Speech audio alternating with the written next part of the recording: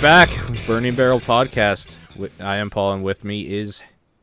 Oh my god. John Henry. That's what it was. I couldn't remember your actual name.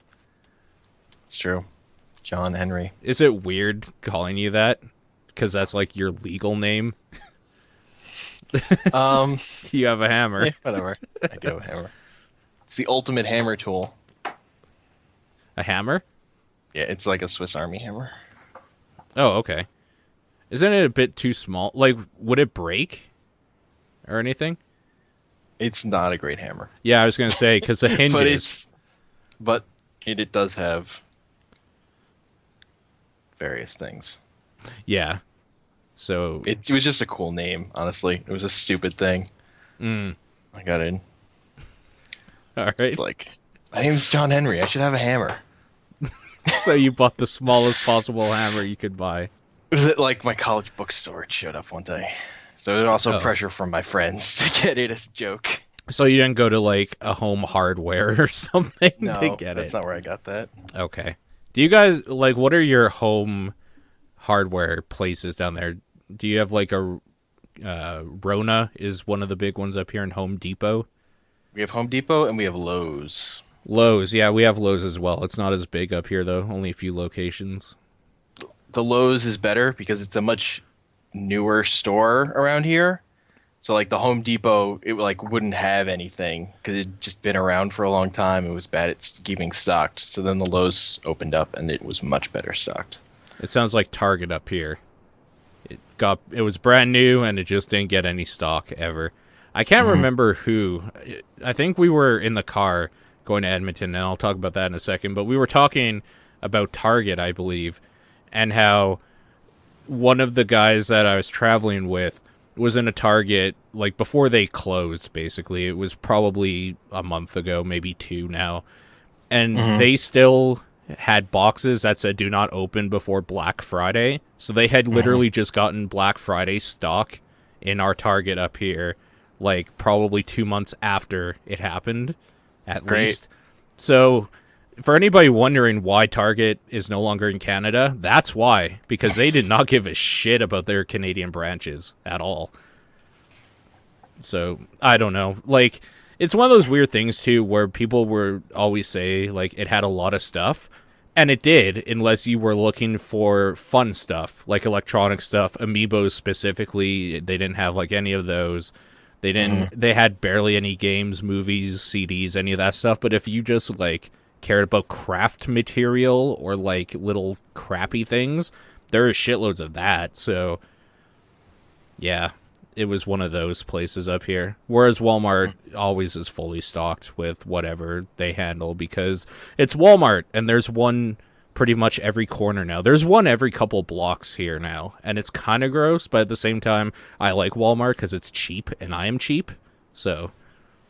The crazy thing about Walmart to me is, like, so there was, like, this town my family went on to vacation a couple times, and just one year we went there, all the supermarkets in the area, just driving around, they were all closed.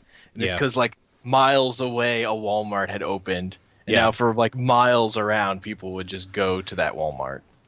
So all the supermarkets closed. And really the funny thing is when it becomes like a bigger city, the Walmarts are basically just taking away business from themselves by being that close. Like, oh, let's not go to this Walmart. Let's go to the new one that opened up down the road because it'll be less busy. But everybody had that idea, so it is more busy. Weird. People mentality. Stupid. Yeah. Our only Walmart here is in a weird place. It's like in a strip mall area. And I don't really know anyone who goes there. Yeah. The closest one here is literally in the middle of nowhere off of a ring road that goes around the city. So that's about a 5-minute drive. Otherwise, there's like one near a movie theater. There's another one near my work, kind of like on the way to work, not really near it. There's another one just like a 10-minute drive from my work. Like, it is crazy. If you just drive for 15 minutes, you will find a Walmart here. So, yeah, Walmart. That is a nifty place to get some stuff, though, because they do have some cheap prices. They have really cheap pillows. And food. We were camping. We were looking for pillows, and they had like $2 pillows. Okay, And I just remember that line from The Simpsons. We passed the slavings on to you. it's so true. What the what was it now? Was it South Park when they were making fun of it and they're just like, it's the same movie in a 3-pack for like $15? It's like, yeah, but then you get 2 extra copies or whatever. It's so dumb. I think it was Time Cop for some reason. Yeah. Weird.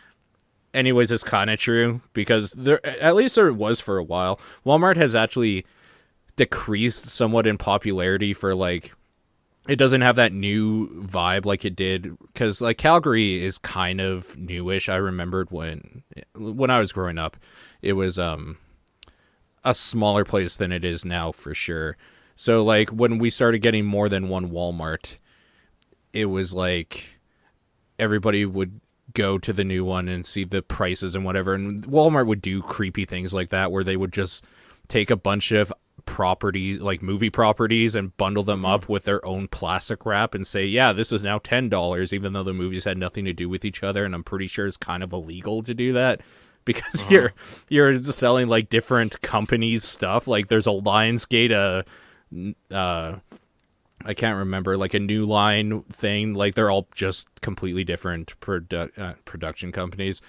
And now it just seems like they throw everything in these giant bins and say, yeah, whatever, everything in here is $5. And you kind of have to sift through it for hours. Yeah, those bins are really annoying. Those kind of things. It's like, Yeah. It's cheap, but it's all garbage piled on top of everything. If you want another copy of Wild America with Jonathan Taylor Thomas, though, you know where to go. Because the Walmart inevitably has 20 copies in that bin somewhere. Did you ever see that movie? No. Yeah, you're not missing out. Cool. I think I'm going to watch it again, though. That's weirdly one of those movies from my childhood that like I saw quite a few times because we had like a VHS copy of it. And when you're a kid, after like school is done for the summer or whatever, before you hang out with friends, you just kind of watch whatever you have. So that got a few rounds. Actually, that reminds me. I was going to ask you this a long time ago, but I always forget. What was the first movie you ever saw in a theater? In a theater, Yeah. it's probably like Snow White being re-released, I think, or something. I feel like. Like a Disney movie? Yeah, like when I was really young. Yeah. So that's the weird thing is that like for our generation, I think most people's first movie was a Disney movie. They just had so much. Like that was the perfect way to get your kid to shut up for a little bit is to take them to a Disney movie with you or whatever. Mine was Peter Pan. Like the Disney Peter Pan. But the first movie I really remember that I was like, this is a great time that I saw with my dad was Jurassic Park. He took me to Jurassic Park when that came out. And I was fucking blown away.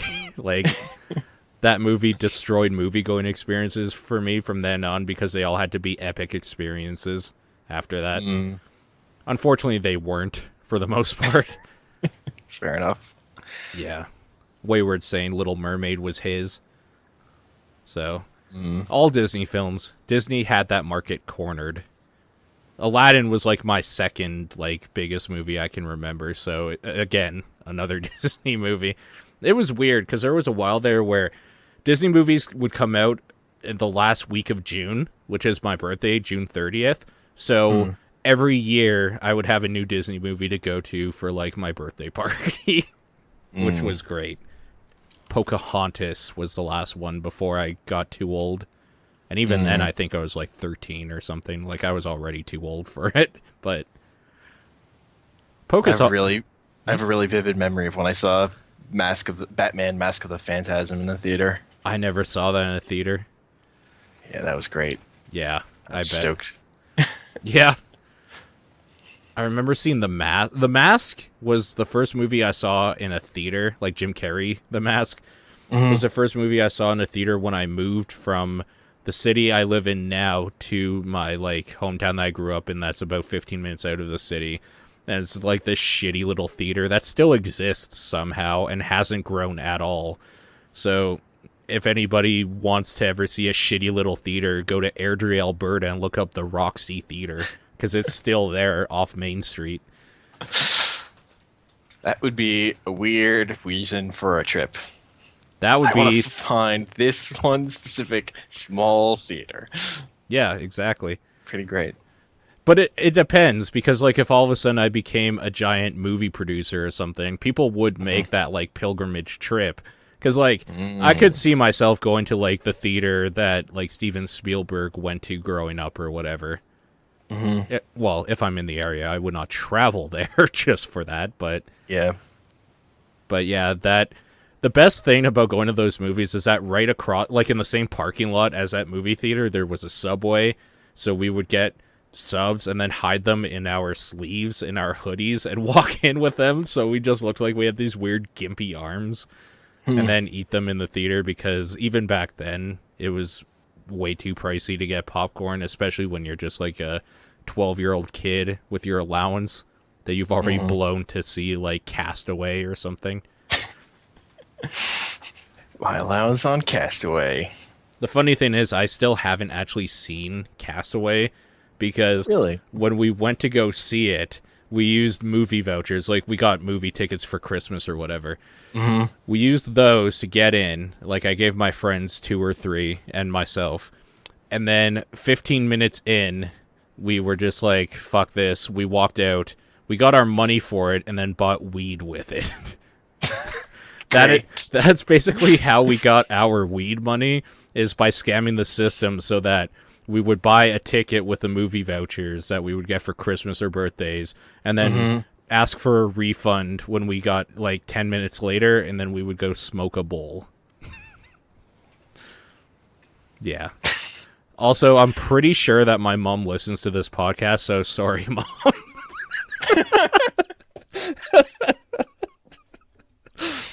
That's great. Yeah. This is... Yeah, the movie theater I went to as a kid is still in operation in the mall. That's like a couple blocks. It's just down the street from where I live. Do you ever walk by there and just go, ugh, or anything? No, because they've like redone it, so it's actually still a nice theater. Like, they replaced all the seats. Cool. So it's actually, and they get interesting stuff sometimes. It's a good theater. I feel like the Roxy Theater for us held maybe 50 people maximum. It was really small. The concession area was only like 2 places you could line up. Yeah, this was much bigger than that. This is like 12 theaters. And there was 1 bathroom, like 1 male, 1 female, with like a few stalls, but that was it. Like, it was 1 bathroom. Yeah. Boy, that is a shitty fucking theater. I remember actually when Lost World came out, there was a lineup around the block for it, because the ticket booth was basically just like, you would enter the doors and there'd be maybe, I don't know, 3 feet worth of space and then a few stairs and then the ticket booth right there. So you could line up maybe 10 people in there. But for Lost World, people were lined up. There was like 100 people lined up. So it was just like down the whole block, and it was so dumb. I remember standing in that line and being like, there's no way this movie could be worth this, and I was right. Yeah, the advantage of that theater is that I went to also is that it was sort of too big for the number of people that would show up to go to movies there. So like when episode 1 released, I remember we just showed up day 1 and got tickets, no problem. Yeah. Like, it was like not too crowded. So like, even for like giant movies, unless you went at like night at like 8 o'clock or something, then it would be packed. But yeah, for the most part, it's not. It's like a good amount of size for how many people they have showing up there, which is convenient. What movie have you seen the most in a movie theater? I don't. The Room doesn't count. Like, it might be The Room. Because I don't see movies again and again that often. Like usually twice is a lot for me. Yeah. Yeah, I don't know. I don't know. I Mine saw was Scott Batman Pilgrim a and bunch of Robin. times. Batman and Robin. 8 times. Whoa! Right? What? Why? And then after that, I've only ever seen it since that time twice. Like once when I bought a bunch of DVDs, like all the Batman movies, just to have the collection of them. So I went through them all and watched it again. I was just like, okay, this movie really was just terrible. And then I saw it another time on TV, and I watched about half an hour of it. So I've seen it once fully through since that time, but 8 times in the theater. Aw, yeah. Why? Because I was a kid. We would ride our bike down and go watch a movie, and that was... Oh, this is another thing about the Roxy Theater. They had 2 theaters. So it was always like only 2 movies, and only like 2 showings of each movie a day. So, yeah. That week, or that like 2 weeks or whatever, was the Batman and Robin week, because the other one was probably something dumb like Primal Fear, like an 18A movie that I couldn't get into. Yeah. It's like, but seeing like Mask of the Phantasm in theaters like killed those other Batman movies for me because that was so much better. Yeah. Mask of the Phantasm is really good. Really good. It was her all along. Spoilers.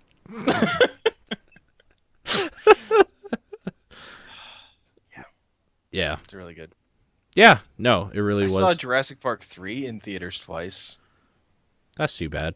The second time was like I talked my friends into seeing like, these guys, this movie is terrible. It's hilarious. It's It was really in bad. that way. It's really bad. They find the phone in the poop, Yeah, they do. and the dinosaur just looks at them, and then just walks off. It's like you're covered in poop. Even he's Whatever, fuck you. disappointed. Yeah. Are you looking forward to Jurassic World? Yes, because of the scenes of him riding a motorcycle with Velociraptors running next to him. That's just so dumb. It's hilarious. Otherwise, I wouldn't really, because I 3. saw 2 and 3. Those aren't good movies. Which one do you like less? 2 or 3?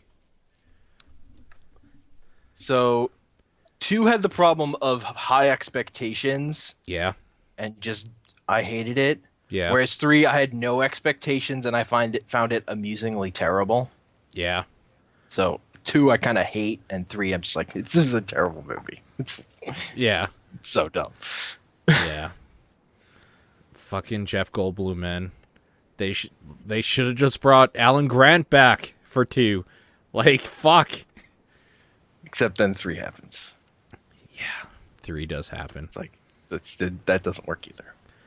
I kind of like with World how they're setting up that like it worked finally. Like this is a theme park.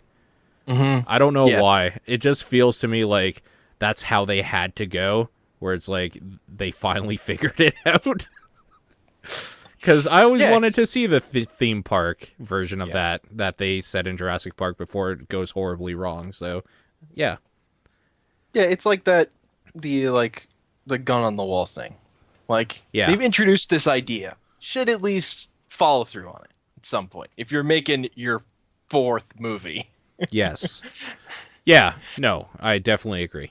You've done the theme park isn't open yet, but it's sort of built. It's gone on. You've done the just wild dinosaur stuff, and you've done the return to the theme park afterwards. There's like how many you need to get to that variation where it's actually a running theme park. Yeah. Yeah. Because they also did like dinosaurs in the city thing into like that part of it they covered too. Yeah. That's what's sort of weird to me about Lost World. It is sort of a remake of the really old movie The Lost World, where they go capture a brontosaurus and it rampages. Because, brontosauruses, those are meat-eating creatures, right? That dinosaur No. that doesn't actually exist anyway. It's true, it doesn't. Yep. Or wait, did they prove that it does now? There was something else going on recently. No, I don't know. I'm pretty sure the brontosaurus, what they called a brontosaurus, turned out to have been bones from two different dinosaurs. Was Yeah, what they but then just- I think I remember them saying something about how, no, there still was a brontosaurus. It was this. Like, they discovered something else. I feel like they just might have named something else a brontosaurus. I see, brontosaurus is back. Yeah. Yeah, see? I'm not crazy. Anyways, who cares? Not me. That's like no, we can make Pluto a planet again. We promise. Just like, the name Brontosaurus is such a good name. Like, it's such an appealing thing that people didn't want to give up on it. I can feel that. I loved dinosaurs growing up. I thought yeah. it was so cool. And you're reaching for a T-Rex by the looks of it. Yes. Screaming out in pain or pleasure. The two are kind of hard to decipher between. What is this dinosaur? Is that the Jurassic Park one where the side comes off? No, this is Megatron from Beast Wars. Oh, was it? Yeah. Nice. Oh, And then I Beast have- Wars. This one. Very cool. Did you like Beast Wars? I love Beast Wars. Did you know Beast Wars in Canada was called Beasties? I'm aware. Isn't that the dumbest thing you've ever heard? It's a pretty dumb name. I I also remember. know that the animation company was made in Canada. Yes. I remember too that like it was called Beasties on TV, but since McDonald's is a American company, when they had like their line of like Happy Meal toys or whatever for it, they were called like the Beast Wars toys, and like as kids we were just like, what the fuck? They spelled it wrong or something. This was before internet. I can't really decipher what that is. Optimus Primal. Oh, nice. Okay. Yeah, now I His see it. original form. Yeah. I don't actually keep the Skype window open. I get the little Skype window that like goes in the corner, so it's hard for Yeah, me fair to enough. decipher stuff. Fair enough. Yeah. Also, I only have a tiny window of my screen, so trying to figure out where it is in relation to the camera. Yeah. Yeah, there's that as well. Cool. That's all the dinosaur stuff I have at hand. Do you have more in like a box somewhere? Yeah, I'm sure. Yeah. I have like dinosaur books and stuff. I had a big dinosaur poster of like a dinosaur timeline as a Nice. kid. Nice. Dinosaurs were pretty cool. Dinosaurs are still cool. They are. Dinosaurs are still cool. I think they just gotten a bad rap with some bad imaginations from directors and stuff. Like, they're still cool in those movies, but those movies are terrible. So they make them look bad by association. I saw not that long ago. I saw this movie called The Last Dinosaur, Yeah. which uses like footage, live action footage of people in rubber dinosaur suits from some other show, but has this terrible story about this old guy who's like a hunter, and he's like the last dinosaur the title's talking about. It was terrible. It was something my friend had seen as a kid and was like, we have to watch this because I remember it being ridiculous. That reminds me of one time my friend saying that he remembers this creepy ass scary movie about aliens or whatever. I'm just like, oh man, I wonder what it could be. And he's like, oh, I remember the name Fire in the Sky or whatever. And then I was just like, okay. So we watched it again, like when we were older. And we're just like, this is fucking terrible. Like, there's one part from the movie that he remembered that, like, creeped him out as a kid, and it's basically, like, a 2-second clip almost at the end of the movie. It's really fucking dumb. Nice. What was it? A Fire in the Sky? The Fire in the Sky? Something like that. But, yeah. It's just one of those things that when somebody's like, you have to watch this or whatever, and what they're remembering was actually from, like, 20 years ago. and it wasn't ever any good, but as a kid, everything's great, so it was one of those. Did you collect any action figures as a kid? I had a lot of action figures. I collected Venom action figures. Whenever they put out a new Venom action figure, I gotta have it. Specifically? Yes. So I have a lot of action figures. would you say you like Venom better than Carnage? Yes, for sure. Yeah. For sure. I liked Carnage, though, because he actually killed people. Like... Venom killed people. He killed criminals. But, like, Carnage, like, slaughtered people. Like, just normal people. He was a serial killer, and he went on... He has a line in Maximum Carnage, I remember. Let's go to Hoboken and kill people! Have you been to Hoboken? Yes, I lived in Hoboken for a while. Were you just like, oh no, Carnage is gonna get me? Just like, that's a... How is he gonna... He's gonna ride the subway? Like, how is he gonna get to Hoboken from Manhattan? Didn't think this out very well, writers. Didn't he have a version of, like, Spiderweb? Like, he could sling by? Yeah. Like, he didn't walk. He did. Venom did. Venom for sure did. I don't think Carnage just, like, walked around and hailed a taxi, though. He had a way to get around. Yeah, I'm sure he like, swung web that just mostly looked like that red and black stuff.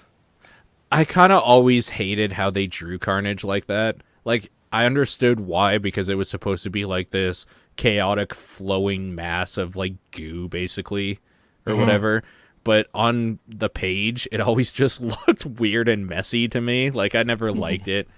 The red and it was basically red with just like splotches of black that I felt seemed random almost, but yeah, I mean, I like the cleaner look of Venom a lot more, so yeah.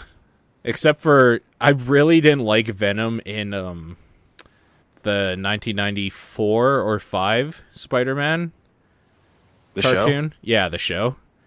Because he looked too clean, and like, he looked shiny in a lot of spots, almost like a bowling ball, because to highlight spots on him, they would use like a blue, so he would just be like solid black with like blue highlights, so he looked like a weird shiny bowling ball. When they brought him back for a second appearance, they were also they added in like red highlights too, which was weird. Really? Yeah.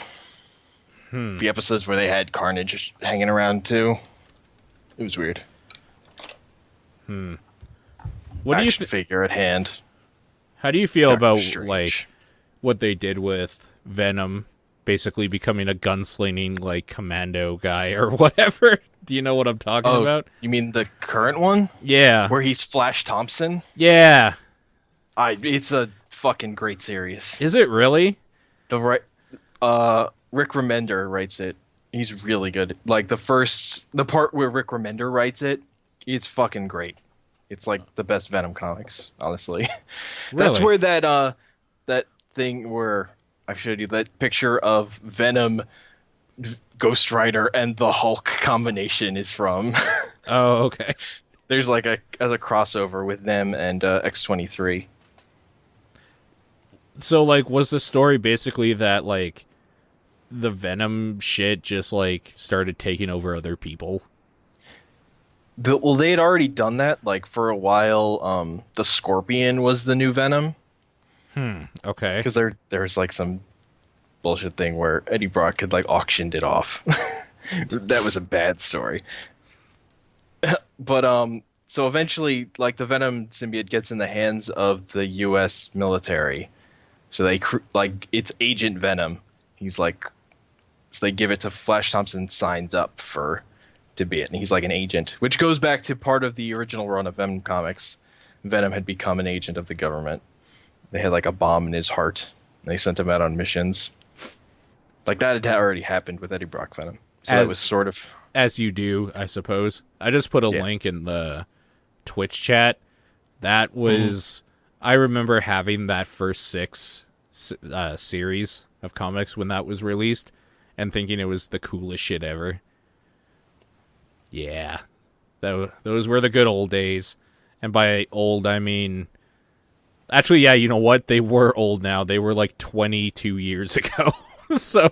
Yeah, Venom comic books were the thing I was like the most... As like a collecting comic books, that was the thing. I wanted to get every issue of the Venom run. Yeah. And Every Venom. do you have them? Yes. Every I think issue? I might have lost the very last one because I hated it.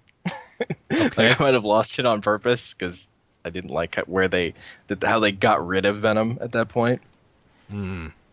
Okay. But I for a really long time I was like missing one issue of one series, but I eventually got it. Okay. When I was older and I was like, I can order comics off the internet. I'm gonna get this fucking comic that I've wanted for forever. Yeah. Venom's your favorite then? By far? When I was a kid, by far. What about now? No, it's probably Spider-Man. Yeah. Probably Which Spider-Man? like I mean, Peter personal Parker? favorite is Peter Parker, main Okay. continuity. Okay. Who's the newest Spider-Man? I can't remember his name. Miles Morales. Yes. He's alright. Yeah, he's fine. Yeah. I mean, let's be honest. He's basically Peter Parker. Like, Pretty much. yeah. I really liked Doctor Octopus as Spider-Man. That was really great. Yeah, I It's still really funny I still have to see what you're even talking about with that. because he's like his like villain. He's like Doctor Octopus speechifying is great. It's like a dynamic on superhero teams. They're like, "What happened to you, man?" Dr. Octopus was the reason why Spider-Man 2 was watchable. That's true. I really, really like their casting and his acting in that, and the arms were great. Like, everything about Yes. Dr. Octopus in that movie, like, it stole the show, really, from everything else. He was so That's good. by far the best part of all those three movies. Of those 3 movies, I agree. Yes. Actually, you know what? Of all 5 Spider-Man movies, yes. It's still pretty high. I really, really like Andrew Garfield as Spider-Man Parker. I don't. I like him quite a bit. I just hated don't Tobey feel like Maguire. that I don't. Yeah, I mean, I don't. Tobey Maguire as Peter Parker, I really don't like. As Spider-Man, he's whatever. But I just don't feel like that character is Peter Parker. Like, I don't feel like he has the burden of like that Peter Parker deals with. It just feels like a different character to me when I watch that movie. It feels like they're not actually writing Peter Parker. That's fair. See, for me, I really don't like their casting for Gwen Stacy. I really didn't like who was it? Emma Stone, I guess, right? Mm-hmm.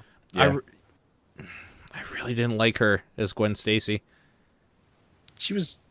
I mean, I didn't think of her as Gwen Stacy, but she was fine. Yeah, that's probably fair. But like, I don't even. Gwen Stacy is a fucking enigma character because she's really just known for dying. Yeah. Which she So, did, like, right? just In the second one? I didn't see it. Yes. Yeah. Well, Which was weird because really, honestly, I think the best part of those modern movies was the chemistry between those two actors. yeah. I Yeah. feel like that was probably the best part. Yeah, you're right, actually. It was. All right, if you were to cast your own Spider-Man movie right now, who's in? Who's Peter Parker, first of all? Who's Peter Parker? I can't think of a young actor. The thing is, I'd want a teenage Peter Parker. I'd want to do teenage Spider-Man, which I like. So, like, you would watch a CW drama and just see No. who's the hot new guy on that? No, No. no. But I would. I prefer teenage Spider-Man. In my brain is sort of a teenage superhero who grows up. That's a big part of what makes him work. Okay, who would you not cast, I guess. Who would you put in at, like, you're writing and directing this. Who is the main villain for this movie? For this new Spider-Man movie, Yes. probably. I don't know. Probably feel like- Venom. No, because I mean, if you're establishing a new thing, I'm thinking of who's good that they haven't done already. Because I would say Doc Ock probably, but he's been done. You don't need to do What about Hobgoblin? Hobgoblin. Would be good work. Let's get some Hobgoblin in there What representing.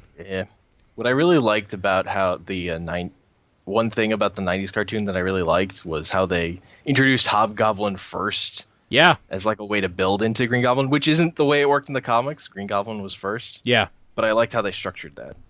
yeah. Don't Leet Me in the chat is saying The Rock.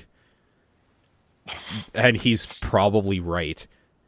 The Rock could literally play any villain and would probably be great. Okay, this is who the villains in my Spider-Man movie would be: the Tombstone. Legion of Infinite Losers. Lol. No, man. 'Cause then What you have to do is the Grizzly, who's a guy in a bear suit. Mhm. You have the Kangaroo, who's a guy in a kangaroo suit. Mhm. And you have the Gibbon, who's the guy in a Gibbon suit. And you'd have the Spot. Oh, the Spot. The Spot's so dumb. So fucking dumb. Okay, so hear me out. Mysterio, played by The Rock. Mysterio is an actor. So Yeah. Yeah. well, he's more of a special effects guy, but Don't Leave Me's right. The Kingpin would be sweet, though. the problem is Kingpin's in the Daredevil. He's like part of the Daredevil license with adapting stuff. Yeah, but it doesn't matter. No, he's an original Spider-Man villain. Yeah, I mean the Kingpin is great. Like I love that he was the villain in the '90s cartoon. So I have nostalgia for that. It's just he's in the in the consciousness. He's a Daredevil villain now. Have you watched that Netflix series? Nope, I haven't watched it yet because I don't have Netflix anymore because I wasn't watching it. I should just give you my password for Netflix to watch it. Or you could just download it, you fucking freeloader. Probably good. Anyways, I was going to say it's really good. It is. Okay, cool. They've actually done justice to that character after Ben Affleck took a giant dump on a movie camera and said, "This is my movie now." Daredevil was a character I never really liked until like the most recent run of Daredevil comics by Mark Waid, Really? which made Daredevil fun again. Okay. They're really funny comics. The thing I remember about the Daredevil movie specifically was there is a part where they're like training or something, like Elektra, played by Jennifer Garner, is training or something, and Evanescence's Bring Me to Life is playing. And I just remember that is the moment I realized that movie is terrible. Because I was just like, the best part of this movie is I want to know what song is playing right now. Because that was before Evanescence really was like big. And then they got big, weirdly enough. And It's true. went into obscurity since then. It's like how the first Spider-Man movie had a Nickelback song. It's its big thing. Yeah. Fuck, what song was that? Hero. And they say that a hero can save us. Yeah, that's right. That was terrible. The thing I loved about those Spider-Man movies is that there always had to be a scene with the fucking American flag waving in the background. Every time. Yeah. Every time.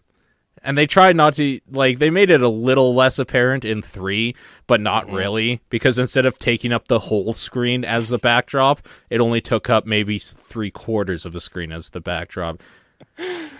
And then Topher Grace was Venom, and, like, my world shattered.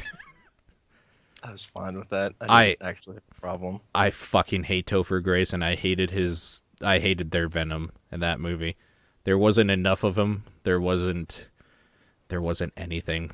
Look, I was so desperate just to see Venom in a movie. I was like, it was all gravy. It's all gravy because Venom was in the movie at all.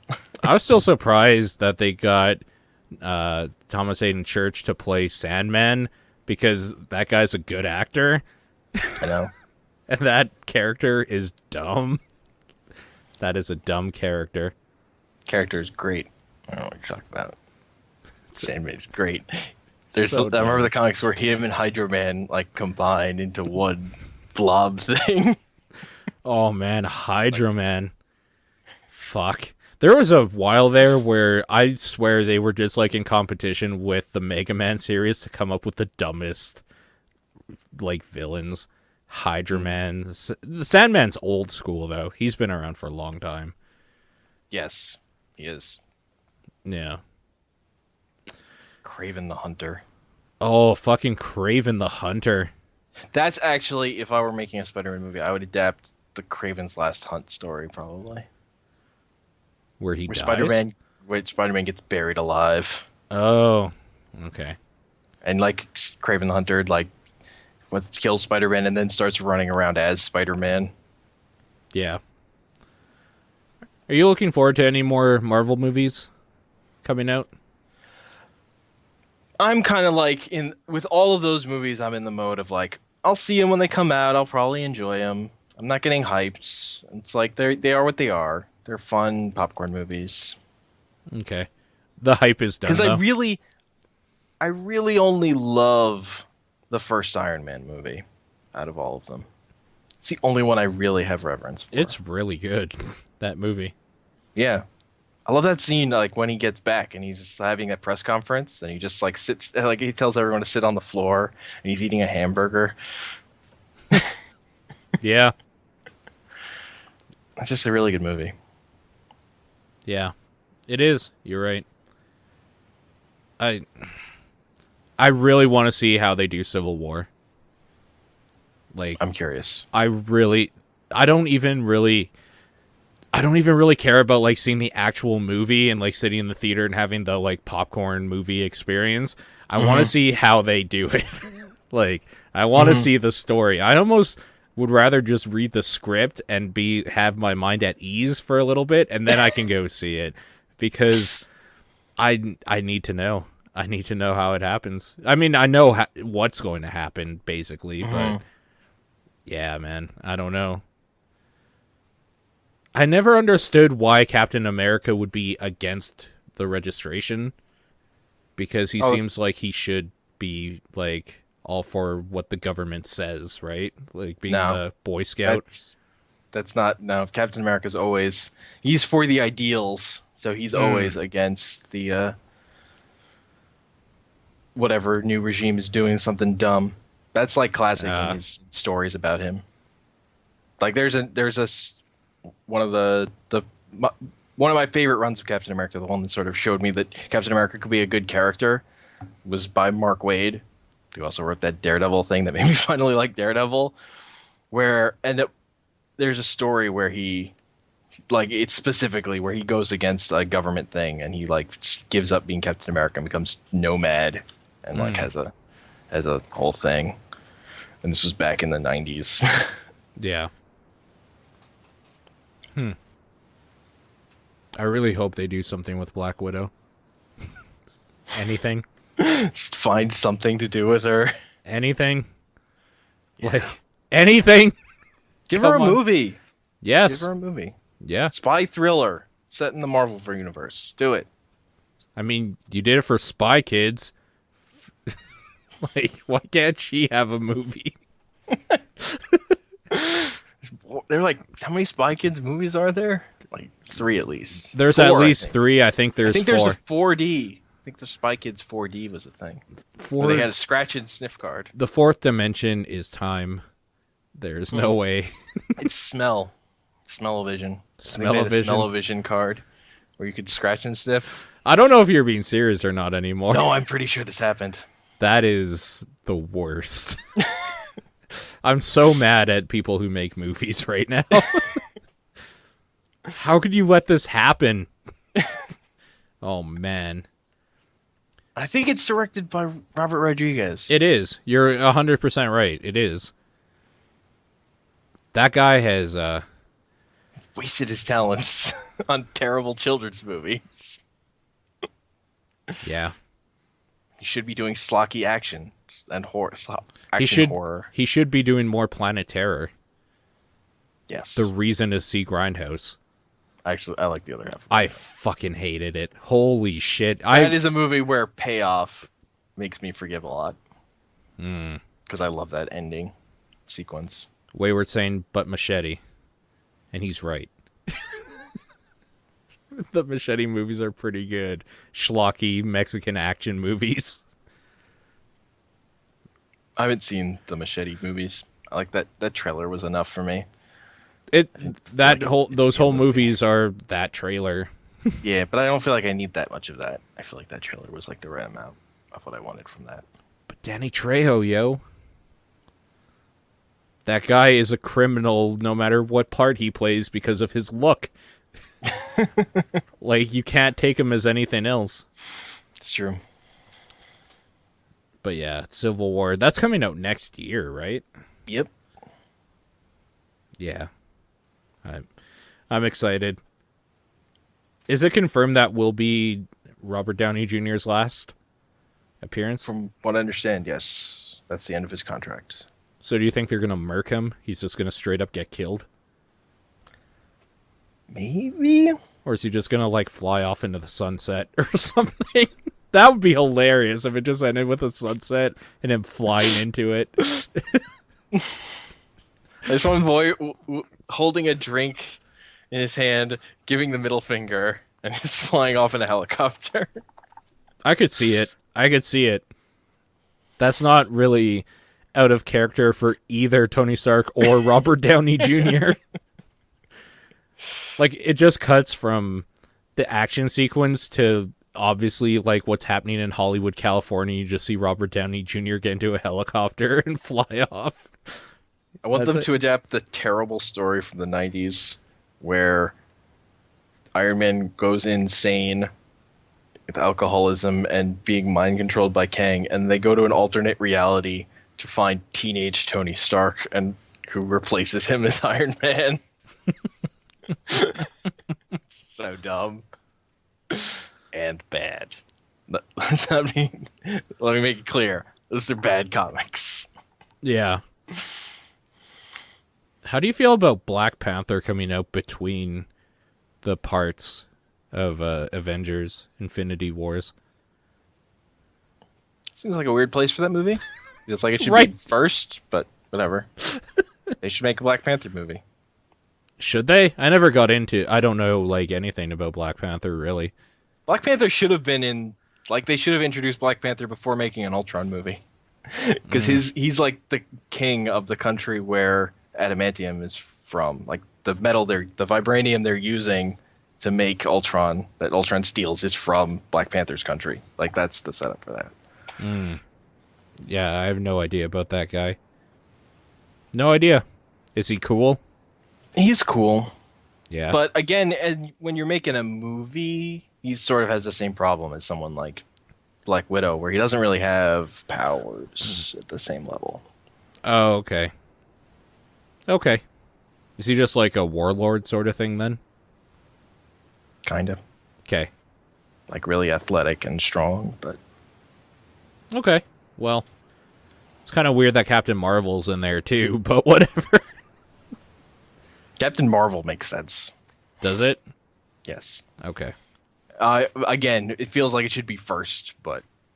Like, Yeah. that character should be on the Avengers. That is the female character who can fly and super strong. Like, bam, she should be on the team.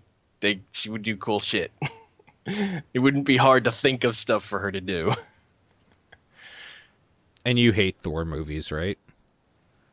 The Thor movies are like... They feel like kids' movies, but they're fine. Okay. I never saw the second one. Would you recommend I was see better. the second one? It's better than the first one. I like the first one. So Do you like Loki? no, not particularly. Okay. It has Christopher Eccleston plays the villain, but you can barely tell it's him. Okay. It's good. It's a fine movie. It's longer than the second one, I think. The second one's really short. It is. The first one, I mean. First one's really short. Yeah. Yeah. I think my opinion of it is colored because I'm obsessed with Kat Dennings. Like on a kind of weird level. Because and I don't know why, because I kind of abhor every role she's been in. Like I hate the characters she's played. But yeah, I don't know. She is the reason she shows up in Thor 2, so maybe you should see it. You're right. I should. She's the reason why I've seen all of Two Broke Girls. I've not seen any of that show. You're not missing out necessarily, but I don't know. I grew an appreciation of it over the first season. It's called Stockholm Syndrome. Yeah, that would be a good way to put it. It's kind of the same reason why I watched so much Full House, I think, but there's still like a nostalgia for Full House from when I was a kid. Yeah, Full House was like, I'll watch whatever is on TV at the times I can watch TV. Yeah. TGIF. TGIF. Yeah. Do you remember that? Did you get that? Yes, I remember those commercials and stuff, but I don't think I ever watched TV at that time. I feel like I was doing But yo, it was the best. Okay, so you would start off with your Family Matters. Went to syndication mode, mostly. Okay. TGIF though, man. You would start with your Family Matters, then you would go to your Full House, then you would go to I can't remember, and then it would be Step by Step, and that's when I turned it the fuck off. See, I could watch those shows every day during the regular week. Right, because you're American. You don't have syndication. Yeah, that's true. I still find it weird that they're doing a spin-off of Full House called Fuller House. I mean, I don't find it that weird because that is the direction the media's gone. Oh God, our market is fragmenting. We need to find things that can appeal to at least some number of people. It's kind of like how Boy Meets World got the spin-off of Girl Meets World now. I didn't know that was a thing. Yeah, so it follows around Corey and Topanga's like daughter now. Weird. Yeah, it is. It is really weird because what the hell was his name now? What were those kids' names? Him and his brother? I don't remember. I just remember the janitor's curse. What was the janitor's curse? We had all these signs, and like to me and my friend, my head, and he goes, "You're going down." My friend saw it. We just found it hilarious, and we just replaced. Just in our heads, it was just swinging around and pointing middle fingers. Like that was how we decided that had gone, even though that was obviously wasn't how it was gone, but we replaced it. But I mean, it pretty much was. They just couldn't do it on TV. Yeah, exactly. Yeah. I really hate the title Fuller House. It's terrible. I really hate it, but I was talking to my girlfriend about it. There's one way they can bring that back, and that's if DJ's new name from when she married and then got widowed turned from Tanner to Fuller, so her name is technically like Donna Josephine Fuller. Mm-hmm. That's the only way that they can bring it back. Otherwise, it's just bad grammar, it's stupid sounding, it's everything. They have to have found they have to have both Olsen twins and as like actual people. Like they found the long lost twin sister. That would be so good. There's no way in hell they would probably do it. No. I honestly don't think the Olsens would be in it. I wouldn't expect them to. And honestly, the whole reason I feel this has even come up is because Jodie Sweetin probably ran out of meth money, and she needs a job again. Probably.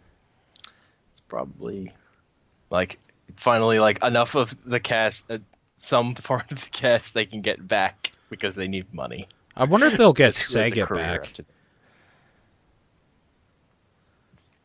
It would be amazing if they did. Yeah. I don't expect it.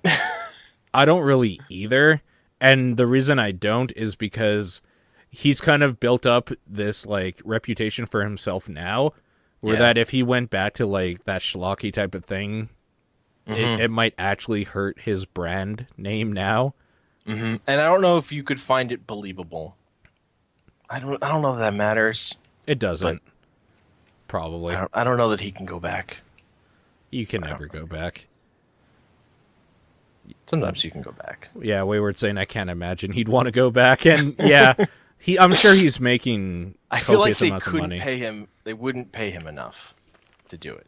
Like there can't be enough money in this thing to get him to get him. Yeah, I feel like he would do it if they paid him enough.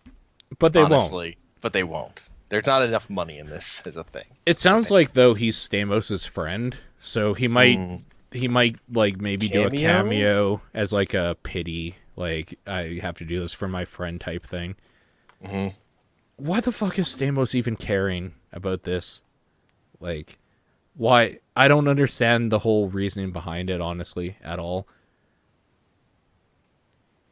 Because he was doing like reality TV or something.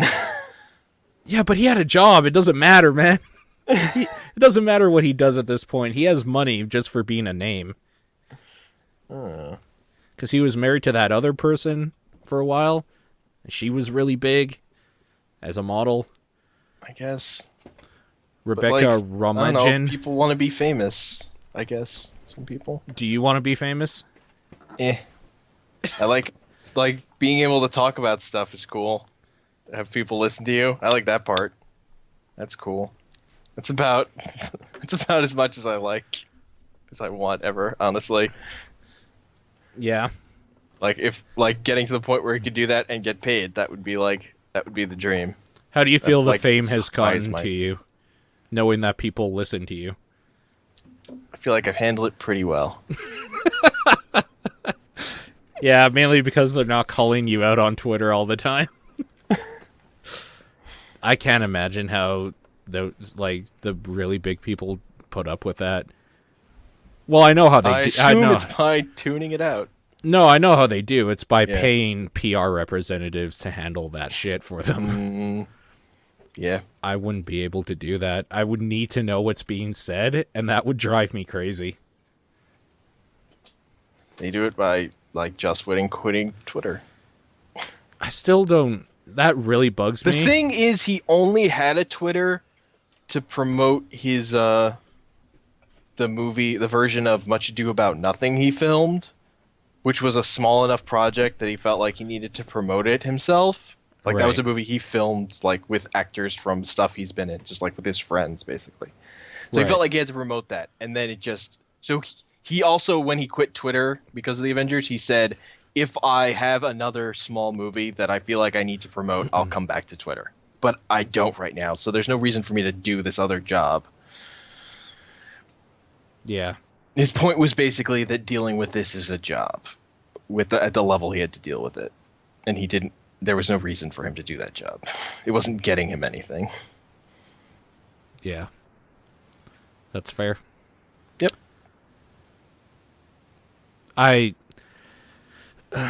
It really bothers me for a multitude of reasons, not just because he was bullied off Twitter, like that's shitty, but also Yeah. because grow a fucking backbone, you rich piece of shit.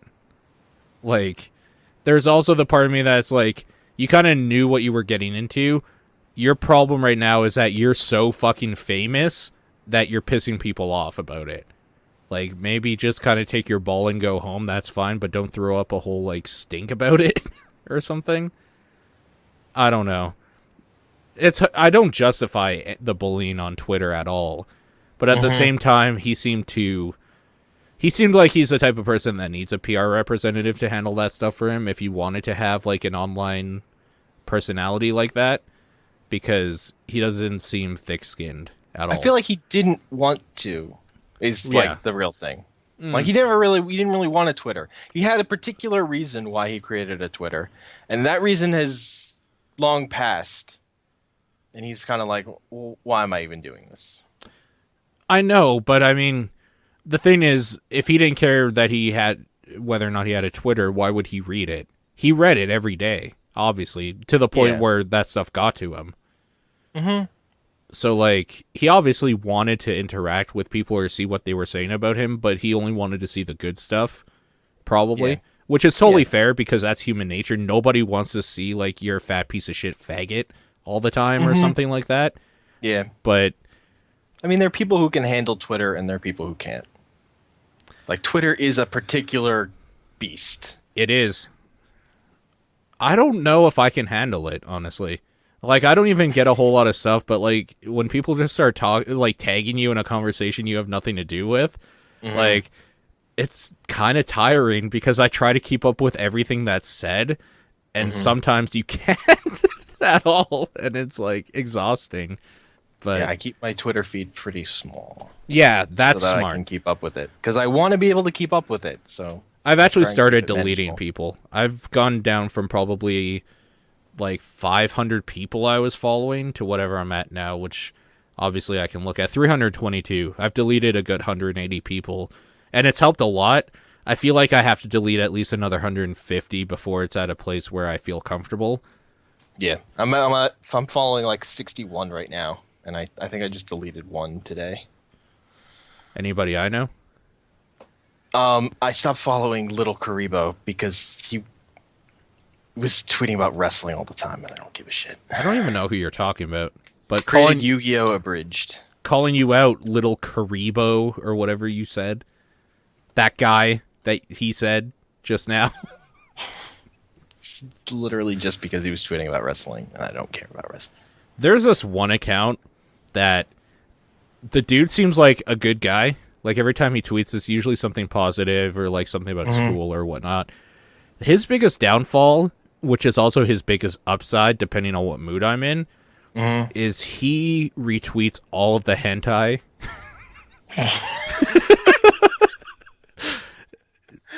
Like, I would say, like, soft-core hentai, though. Like, nothing weird or particularly gross. Yeah. But... like, if my it's mom's, like borrowing my phone or something... Yeah. Like, if I want to show my mom a tweet, I have to, like, click on the tweet specifically to just, like, see that. Otherwise, like, below it, it'll just be, like, some big booty bitch or something. Like, yeah. So, he's been walking this fine line for the last year or so. Like, if people... Yeah.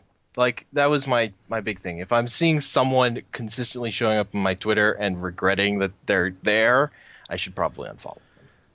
I agree with you. I don't regret he's there all the time, though. That's a problem. Well, it's... If I regret he's there kind of ever and sort of regularly. Yeah, okay. Or if someone tweets too much. Tweeting too much gets you off my feed. Because... like, I had to take Meowth off my feed. Like, I'll talk to her on Twitter kind of often, but I can't have her in my feed because she tweets all the fucking time. It's like living in her brain. Yeah. It's fine. I honestly don't have a problem with it. Yeah. Like, with her specifically tweeting that much, but that's because I don't watch a lot of anime, and if I did, I would delete her. Because I could see, like, if I cared about spoilers for stuff, because she does live tweet, and that's fine. But it would bug me if I was watching those things. But I'm not, so she's fine. Yeah. I mean, I'm not that worried about spoilers. It's more, if I want to see what Meowth has been tweeting, I can look at her Twitter feed. I don't have to have it in mine and showing up with stuff, because I follow few people, and it, like, floods out of everything. Yeah. That reminds me of, who the fuck was it? Domino's fucking Pizza. Like, when they were doing some promotional thing or something... they were tweeting, like, this giant image of bacon or something split up into, like, 20 parts. And some motherfucker decided to retweet every part, so they got an instant kick from my feed forever. Yeah, that's... Yeah. That pissed me off. And see, this is where I'm kind of getting at, is that I should just be deleting people more, because I can't even remember what that dude's name was. So obviously he added nothing of quality to my feed ever to begin with. So I should probably take a closer look at that, just so I'm a little bit more sane. There are people I like to follow, though, that, like, I want to see when they go live on Twitch or when they uploaded something new, or, like... Yeah, like, a lot of the people I follow are creators that I'm interested in, and then I like their Twitter is sufficiently engaging enough and not annoying so that I can keep it there. And friends. Like, obviously, I follow friends. Except Nathan. I don't follow him anymore. Because that motherfucker unfollowed me, and I was so mad when I saw that. I was fucking so mad. And I don't, like, I'm not even afraid to say it. I was, like, out of control, like, just kind of outraged by it. And I don't remember why, but it was just one of those things that, like, I think I had a bad day at work. And I'm just like, oh, this motherfucker, like, throws his thoughts out there, but he's too good to hear mine. Fuck him. So I unfollowed him, and then I talked to him the next day at work, and I'm just like, yeah, thanks for unfollowing me or whatever. And he's just like, I don't, like, ever use Twitter. That must have been a glitch, because I wouldn't have unfollowed you anyways, even if I did. So That was like, I remember I was like looking at Twitter and I'm like, wait, why is it not following Paul anymore? So I had to like refollow you, and you noticed. I think that happened with Ty too, where he unfollowed you, and then you're like, it's just a, yeah. So this is another problem I have with Twitter, is that I use this, like, who unfollowed me thing. So I see when people unfollow me, and for the most part, I don't care.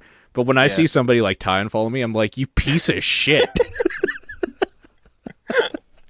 Like, the people I care about will get called the fuck out about it, but everyone else can kind of die in a fire. I don't really care. Like, internet people that I don't talk with regularly or, like, have a decent relationship that I know, I don't care about, obviously, because they're just a screen name to me.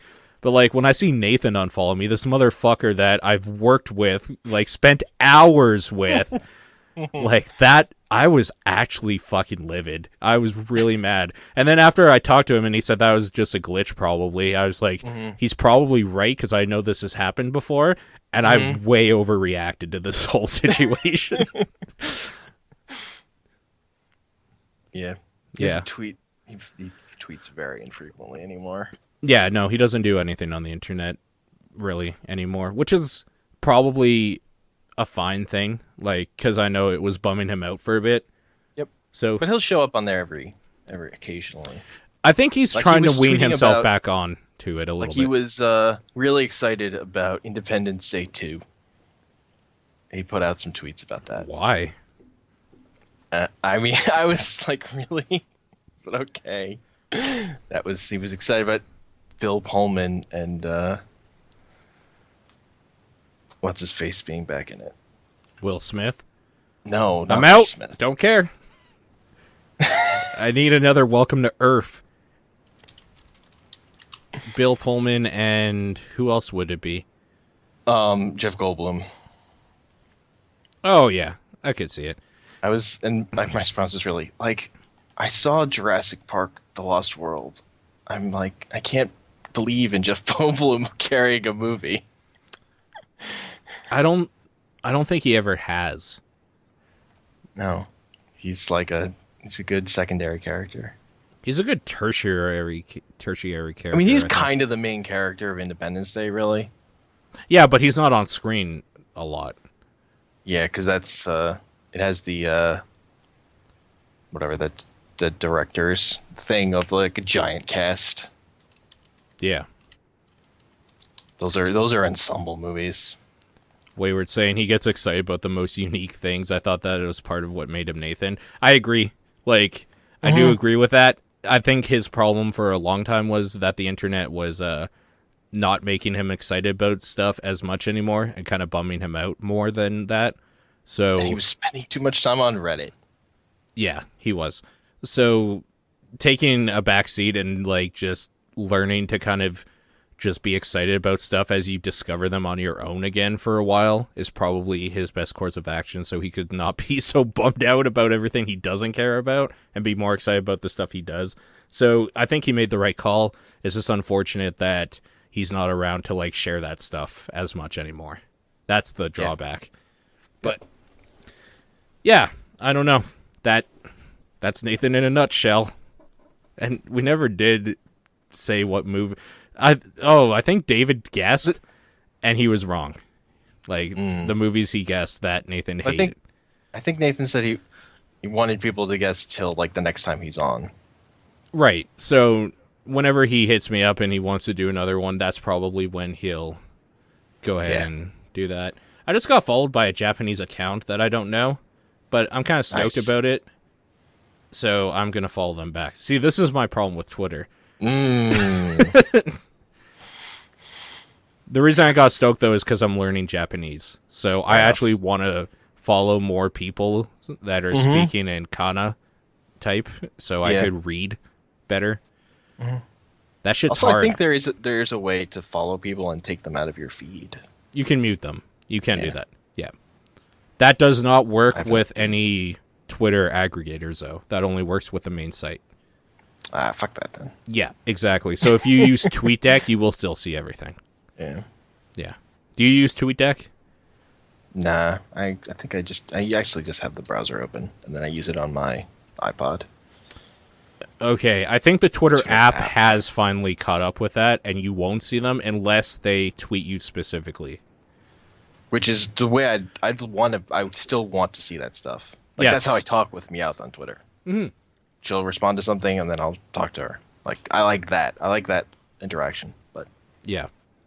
That's kind of how I like Twitter, too, as basically being, like, a way people can send me text messages without me having to throw my phone number out on the internet.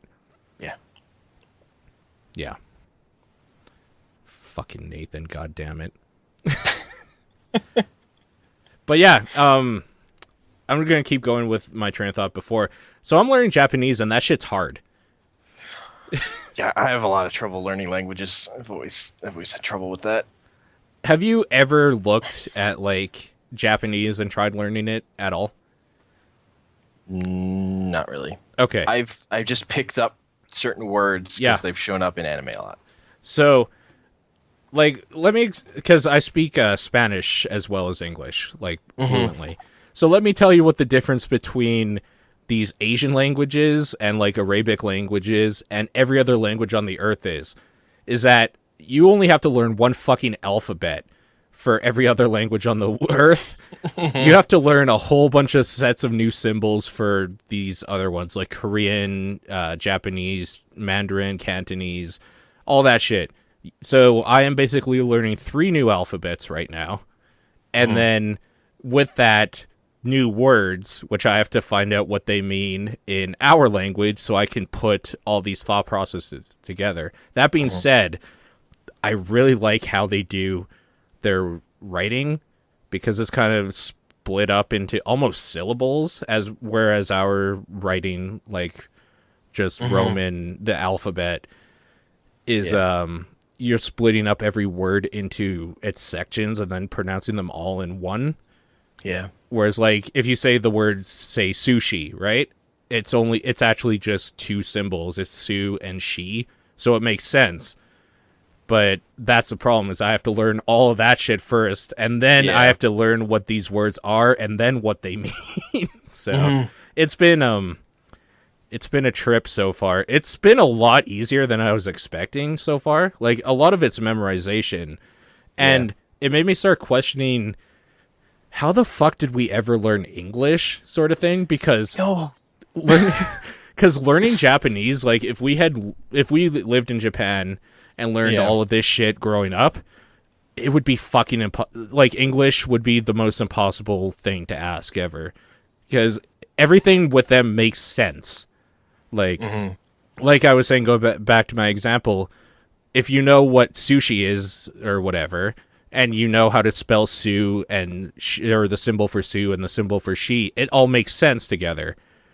But in English, if you, like, look at the word fish, it's F-I-S-H.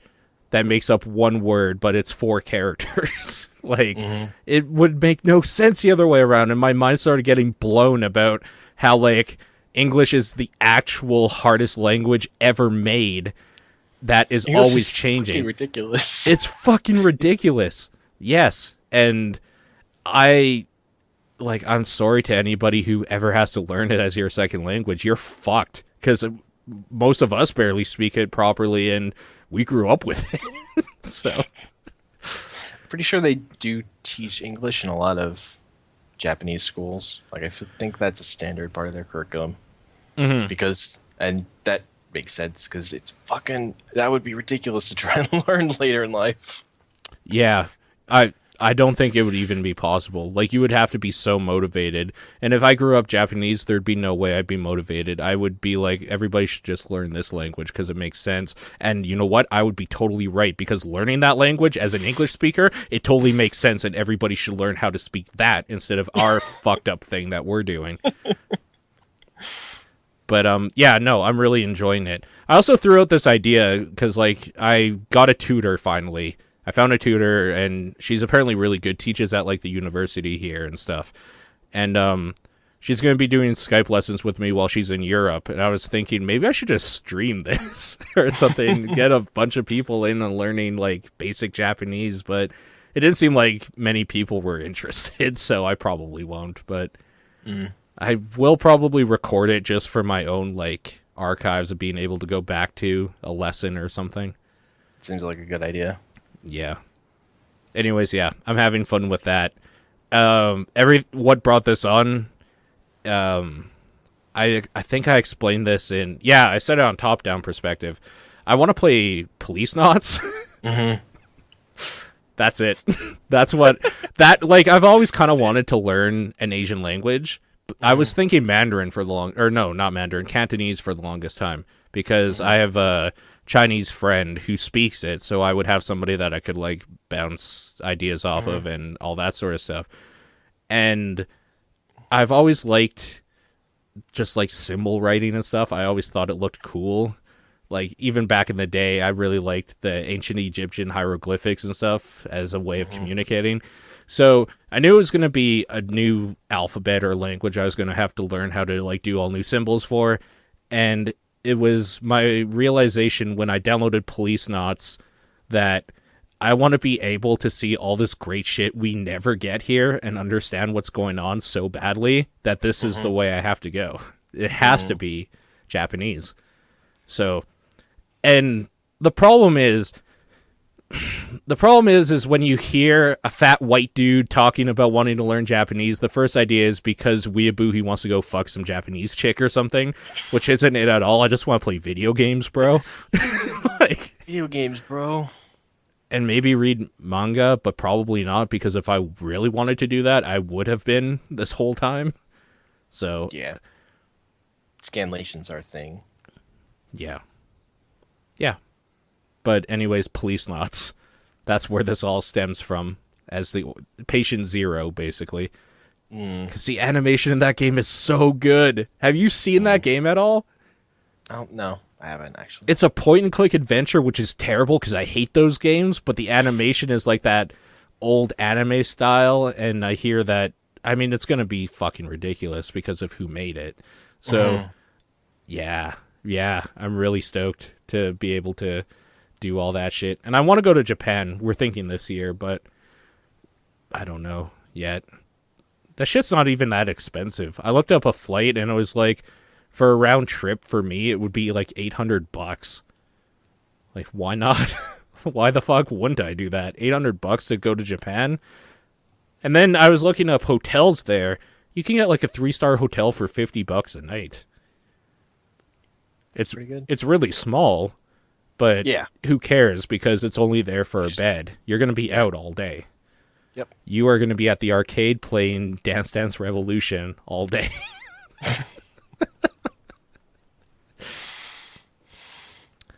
So anyways, yeah. I've been struggling, but it's been fun so far. Do you speak any other language besides English?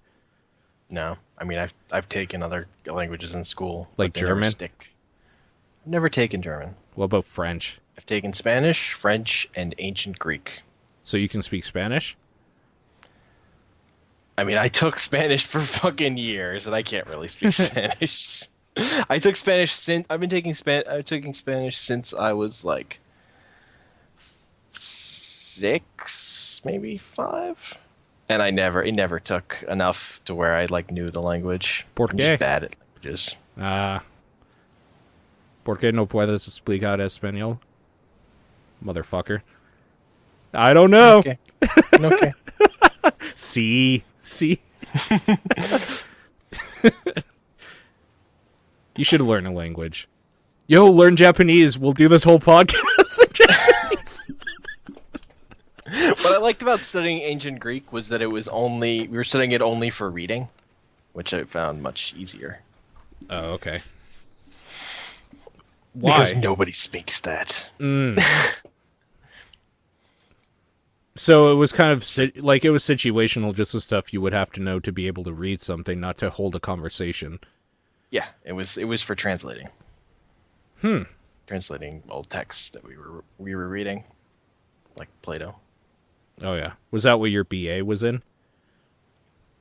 It's weird. It's sort of it was a classical education sort of thing. We studied the great books, so like freshman year was ancient Greek stuff, and then it was like moving forward. So it's like an English major then. Not really, because a lot of it was math and lab stuff. Like we studied, Plotinus. We studied so we start with math. We started with reading Euclid, and then we worked to Plotinus, which is ancient astronomy nobody studies anymore, Yeah. because it's the Earth is the center of the universe astronomy stuff. That's worried about the appearances in the sky. It was really fun. Was it? And it's more, yeah, it was fucking great. But it's more about like learning logic and stuff. Also, it's still, as math, it's still really good. It's really good math, and with relativity, it's basically true anyway. Honestly, So what was the career path idea with this? there wasn't one. Yeah, okay. I feel like a lot of people do that. Like I did that too. And I think if I had any like words of wisdom to people maybe thinking about going to school, get your first degree in something you can make money at, and then like the rest you can do later, maybe, because otherwise you're going to be in my position, hate your job, basically. But yeah, man, I don't know, because Nathan did the same thing, and he's working with me now. Like that was the step up. The step up was still to the shitty job I have. So, BA in English, I think his was, like, in literature. Yeah. So, I remember asking him, like, what was, like, your plan or whatever? He's like, I guess, like, a teacher, but I don't want to teach people. I was like, then he probably chose the wrong profession. I don't know. It's weird. But you're doing something else now, right? Yeah. Programming? Taking math and, yeah. Yeah. It was kind of the best 4 years of my life, so I can't really complain. Oh, no. It was fucking great. Yeah, no, I totally understand that. Like, cause I really had fun doing my thing too, but it got me nowhere, and I'm much sad. better at talking to people now. Like those skills, because it was all about class conversation. Yeah. And as someone who was shy growing up, like it's helped me a lot with that kind of stuff. Oh, being yeah. able to talk to people and understand, like figuring out how to deal with people's weird quirks. I learned to hate criticizing art, and I hate pretentiousness because of mine. An art college is not a good place to go if you ever want to just like deal with pretentious people, because there's so many there and they will ruin you. Did you ever see Art School Confidential? Nope. Okay, that is, for anybody who has seen that movie, that I can't watch that movie because it actually infuriates me because it's too real. Great. Yeah. We should probably talk about stuff that actually we have on like a list of stuff we could talk about. That sounds crazy. That is crazy. Just like the crazy. Germans. Segway. Wolfenstein. Yes, exactly. So how much of this did you play? We're talking about Wolfenstein the Old Blood, by the way. Recent standalone game that's like 34 gigs or something dumb that came out this last week. It's surprisingly long for a standalone game. Did you beat it then? I'm like halfway through it only. How long have you been playing? How many hours? I have, according to Steam, like 6 hours in it. I've died a lot. Like Okay. I've been retrying sections a lot. Like on a normal playthrough, I've heard it's 8 hours, but I'm going slow because I've been dying a That's lot. really long.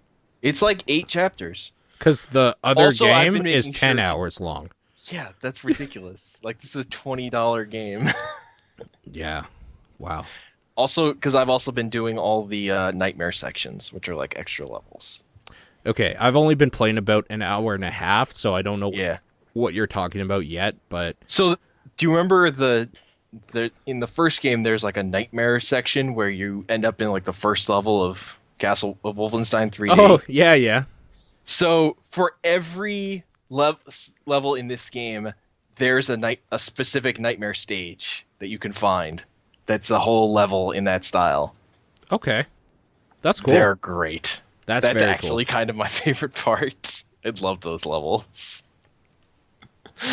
Did you play the New Order? I didn't actually, mostly because I've had a full length single player shooter Yeah. has not been something I've wanted to spend time with when I've had other stuff to play. Okay. So Like this is felt like a big investment. so this is cool because Yeah. we can still talk about how the game plays and stuff because this plays exactly like that game did.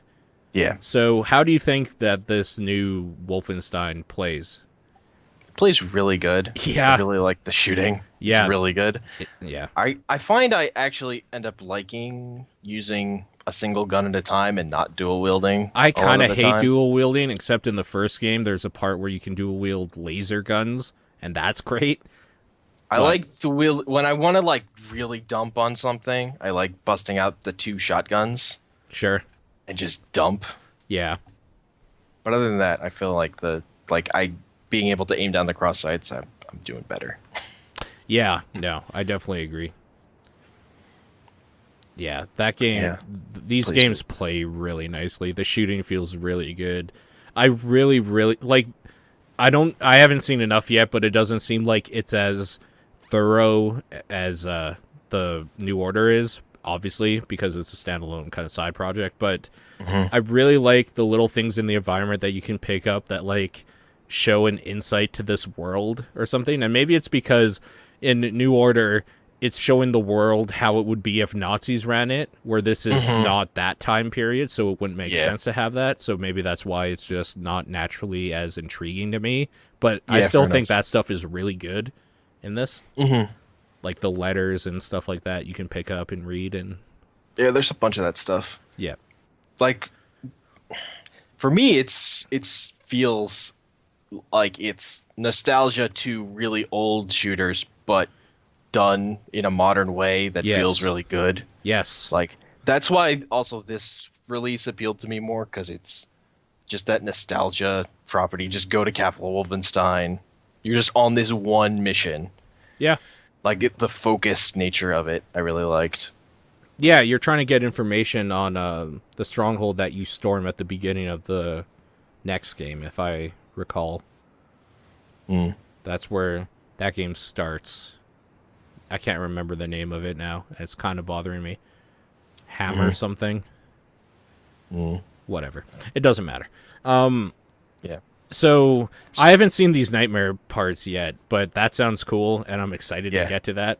Yeah, you can miss them too. They're hidden beds. So you find a bed, and then it has a great transition sequence where it shows Blazkowicz's face, and then it turns into the pixelated Blazkowicz face from Wolfenstein games, and it throws you in.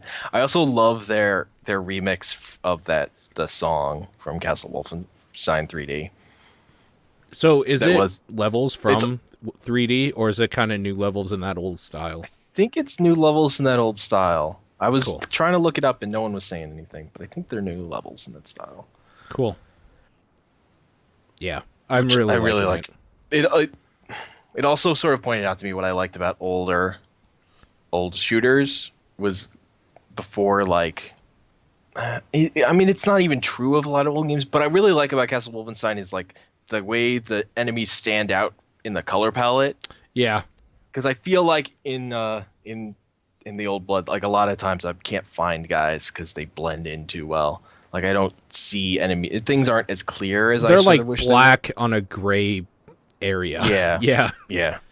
Like, I find that a little frustrating. I agree. So I really like those sections where everything is really clear. Really blue or green. Yeah. That blue. That That blue. blue. Yeah. It's so good. Yeah, it is. Yeah. Yeah. So apparently with this thing is structured, it's got 8 chapters, but it's really split up into sort of 2 halves where like the first half you're just fighting normal Nazis, and apparently the second half it starts getting into supernatural shit. Okay. Cool. So I haven't really got to that part yet though. Cool. But yeah, I've been really enjoying it. It's also, this is the first time where I realized, oh, a big reason I haven't enjoyed first person shooters in a long time is because they make me feel sick, because field of view is a thing that affects me. Yeah. Like, this is the first time I've realized it really in playing a game. So I had to turn it up to a 90 field of view, and I've had a much better time not feeling sick after playing it for a while. I find I need at least a 90. Any Yeah. higher is better for me. So I crank this one up to 100, and I feel fine. Yeah. Yeah. I might turn it more, but I've had a good time at 90. It's more, I had never messed with that before. Really? Yeah, I feel like I didn't know about it until I was like watching Total Biscuit videos recently. I was like, oh, that's probably a reason I get sick when I play those games. Oh, yeah, no, that is definitely the reason why I get sick. Like, I don't get sick playing those games on a console, but on computer, I have to bump it up. Otherwise, I play half an hour and I get dizzy. Like, I feel gross. Yeah. So, yeah, no, for sure, that is a huge thing. That's why when people were like joking around and saying like FOV sliders or whatever and bugging him about that sort of thing, making it a meme, I was just like, no, you don't understand how important that actually is for some people. Yeah. Like I felt sick. Like, Yeah. it's bad. Yeah, it is. Yeah, I'm really enjoying that a lot, and I think I would recommend it to anybody who like wanted to try the other one, New Order, but like doesn't have the money to shell out, like, and they just kind of want to experience like that. It plays the exact same. It's probably doesn't end as bombastically dumb and weird as the other one because it kind of can't, because this is a prequel sort of. But like, if you want just a more bombastically dumb thing, you should probably get the other one. But this is really good from what I've played so far. I really like it. Thinking, I probably will, once I finish this, we'll pick up the original on the Steam sale this summer. Yeah. I feel like that'll happen probably. Yeah. It's on sale right now. You can get both of these at the same time in a bundle now. You can get New Order and Old Blood for like $50, I think. I actually bought Old Blood on Green Man Gaming because they had it for like 15. That's really good. Yeah. Yeah. Cool. Other than that, we played Sins of a Dark Age. Yes, we tried that thing out. Yeah. And the developer joined us. Which was weird and out of nowhere. I actually pulled that for like YouTube and stuff. And like it basically starts at the part where it's like, let's just wait for this guy to get in here. Holy shit, it's a developer. And then from there he like joins as like talking about giving me free shit and whatnot. And then he did. Also, remind me, he gave me a link to send to you for a soundtrack or something. I gotta find it though. Cool. But I gotta be honest, and like, this isn't necessarily a bad thing I'm gonna be saying or anything, so sorry, Fist, if you're somewhere around listening to this at some point. When I first started playing that game, I kind of really didn't like it at all. I couldn't understand the feel of it. Like, I've played some MOBAs before. Like, I like trying these free-to-play MOBAs, seeing like what might be decent, what isn't. And nothing about this seemed like it did anything different enough to feel like there was a cool new thing it was doing. And the things it did differently, I don't think it explained enough to me on how that changes how this game is played. And it took the developer to actually kind of sit down with us and talk about stuff as we played for me to really feel it.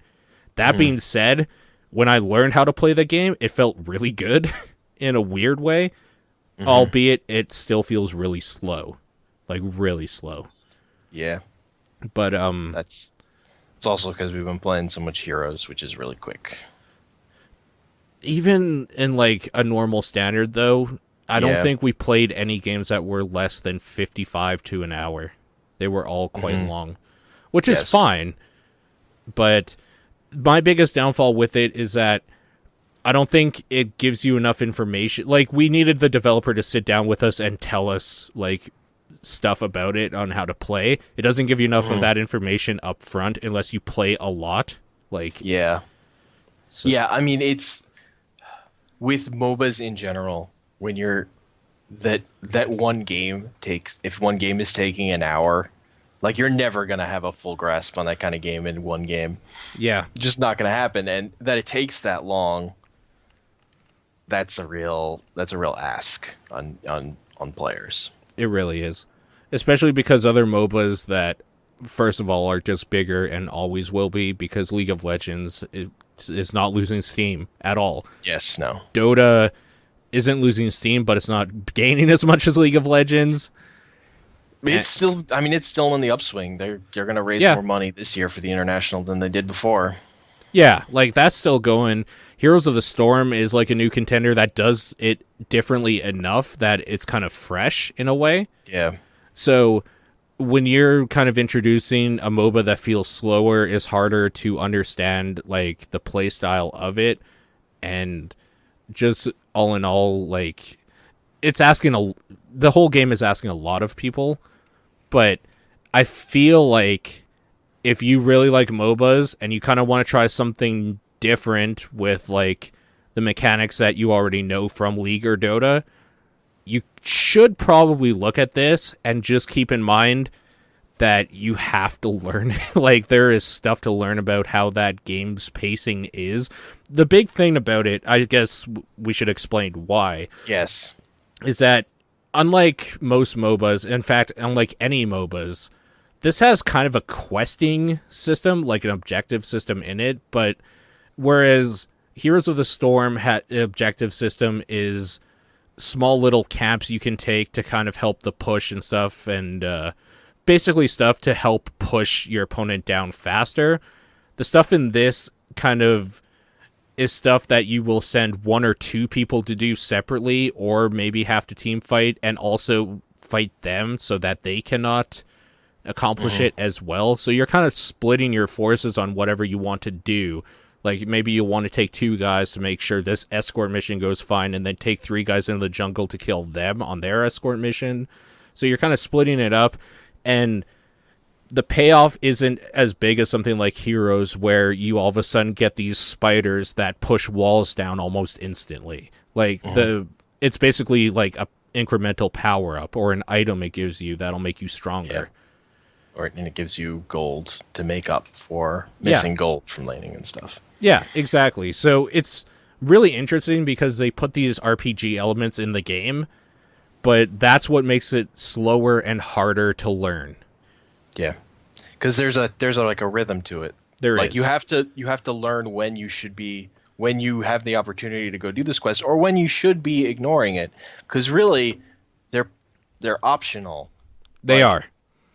Much more so than the objectives in Heroes, which it's like you can skip them in specific situations, but it's not that they demand more attention than the quests here do in Sins of a Dark Age. And that's not inherently a bad thing. The thing that is a bad thing is that it's hard to understand the quest text, and the quest text isn't readily available when they pop. I mean, yeah, because you're playing a MOBA, so your attention is like on what you're doing, and that you have to like stop and read this quest and figure out what it means. Yes, Like, that's time consuming, and for playing a game for the first time, it's kind of overwhelming. Yes, it is extremely overwhelming, and it has that. it has that Dota problem of the slow burn lose, where like Yeah. even as you're learning it, you're still not quite learning it, and it's taking you an hour until you can jump into another game to learn it again. Yeah. So there's that as well. That being said, though, Fist himself, I thought was a great dude, Yes. and he alone made me like that game like 100 times more than I started off with, not only because of his tutelage on how to play it, but because of his and like their whole team's attitude on what this game is, which is a love letter to games they love to play, which is exactly what Sins of the Solar Empire was.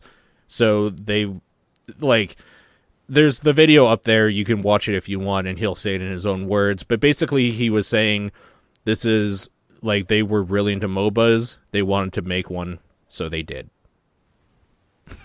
And that's it. They don't really, it's not a like Ponzi scheme, a money making scheme or anything like that.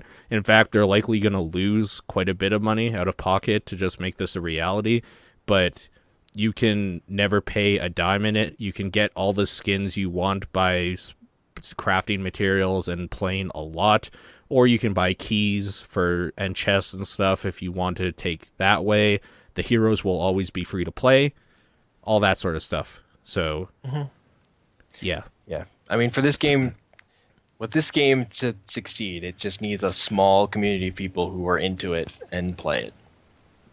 Like, Yeah.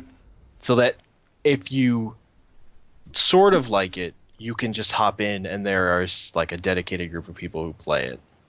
Because I feel like the problem I have coming to this game is it's cool, it's interesting. There's not enough time in the world for me to spend enough time with it to learn it, though.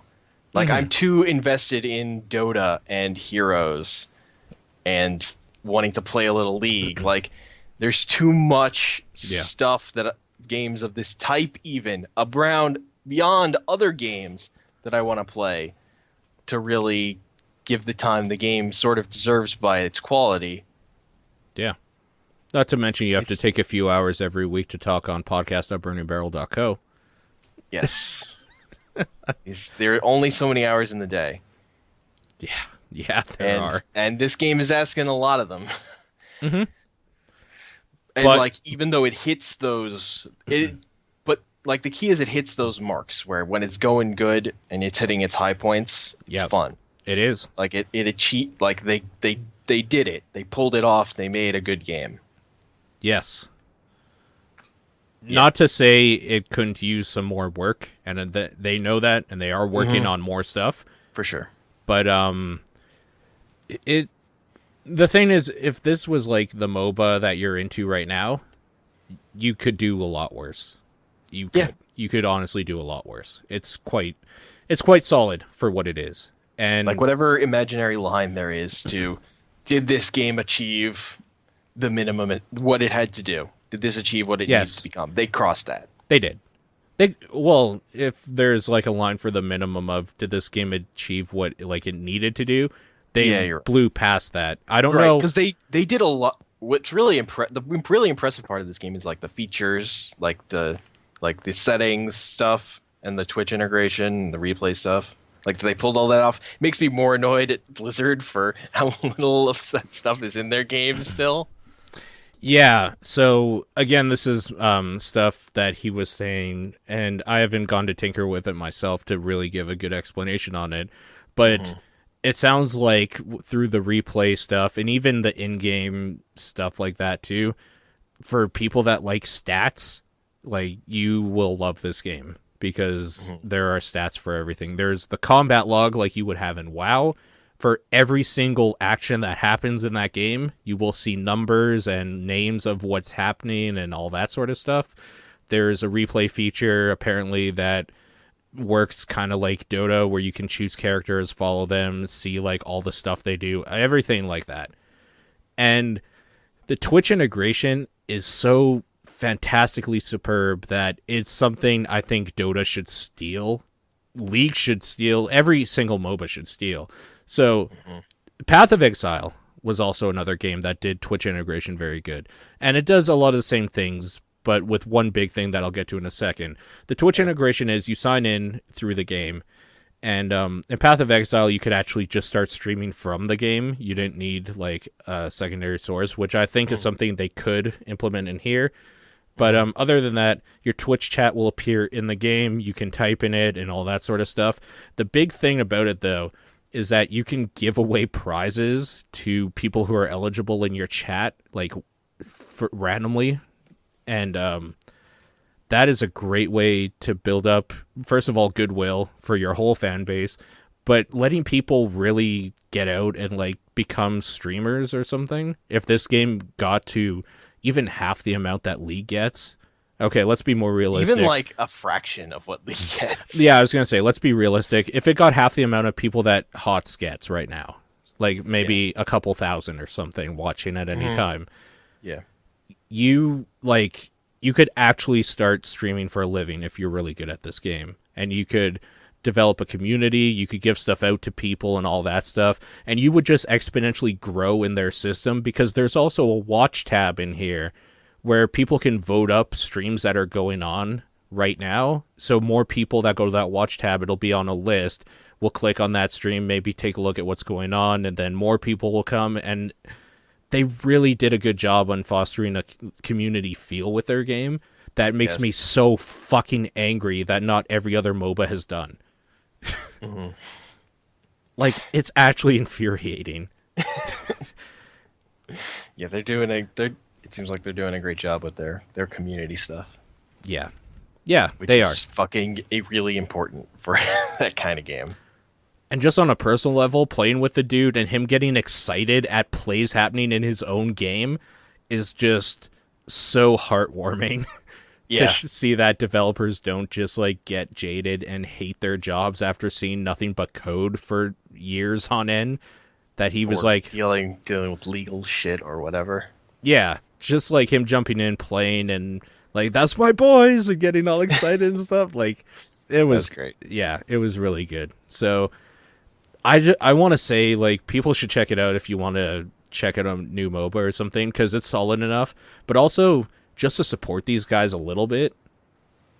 Like, I really like supporting people that have interesting new ideas and can make something that works. Like, so I think they should get more support. I don't think they're going to do bad. I just, unfortunately, realistically know they're not going to do as good as they should. Yeah, that's really the thing. Yeah. They're entering a brutal market for that kind of game. Particularly, like, they're launching, like, right... I think it's good that they're out before Heroes of the Storm. Like, and after Heroes of the Dorm happened. Yeah. Yeah, Like, so there are people, like, looking at this kind of game, but they're launching in a sort of interesting window. Because also... And, like, they're also before the International 5 starts. Like... Yeah. Because I feel like those things are going to draw people.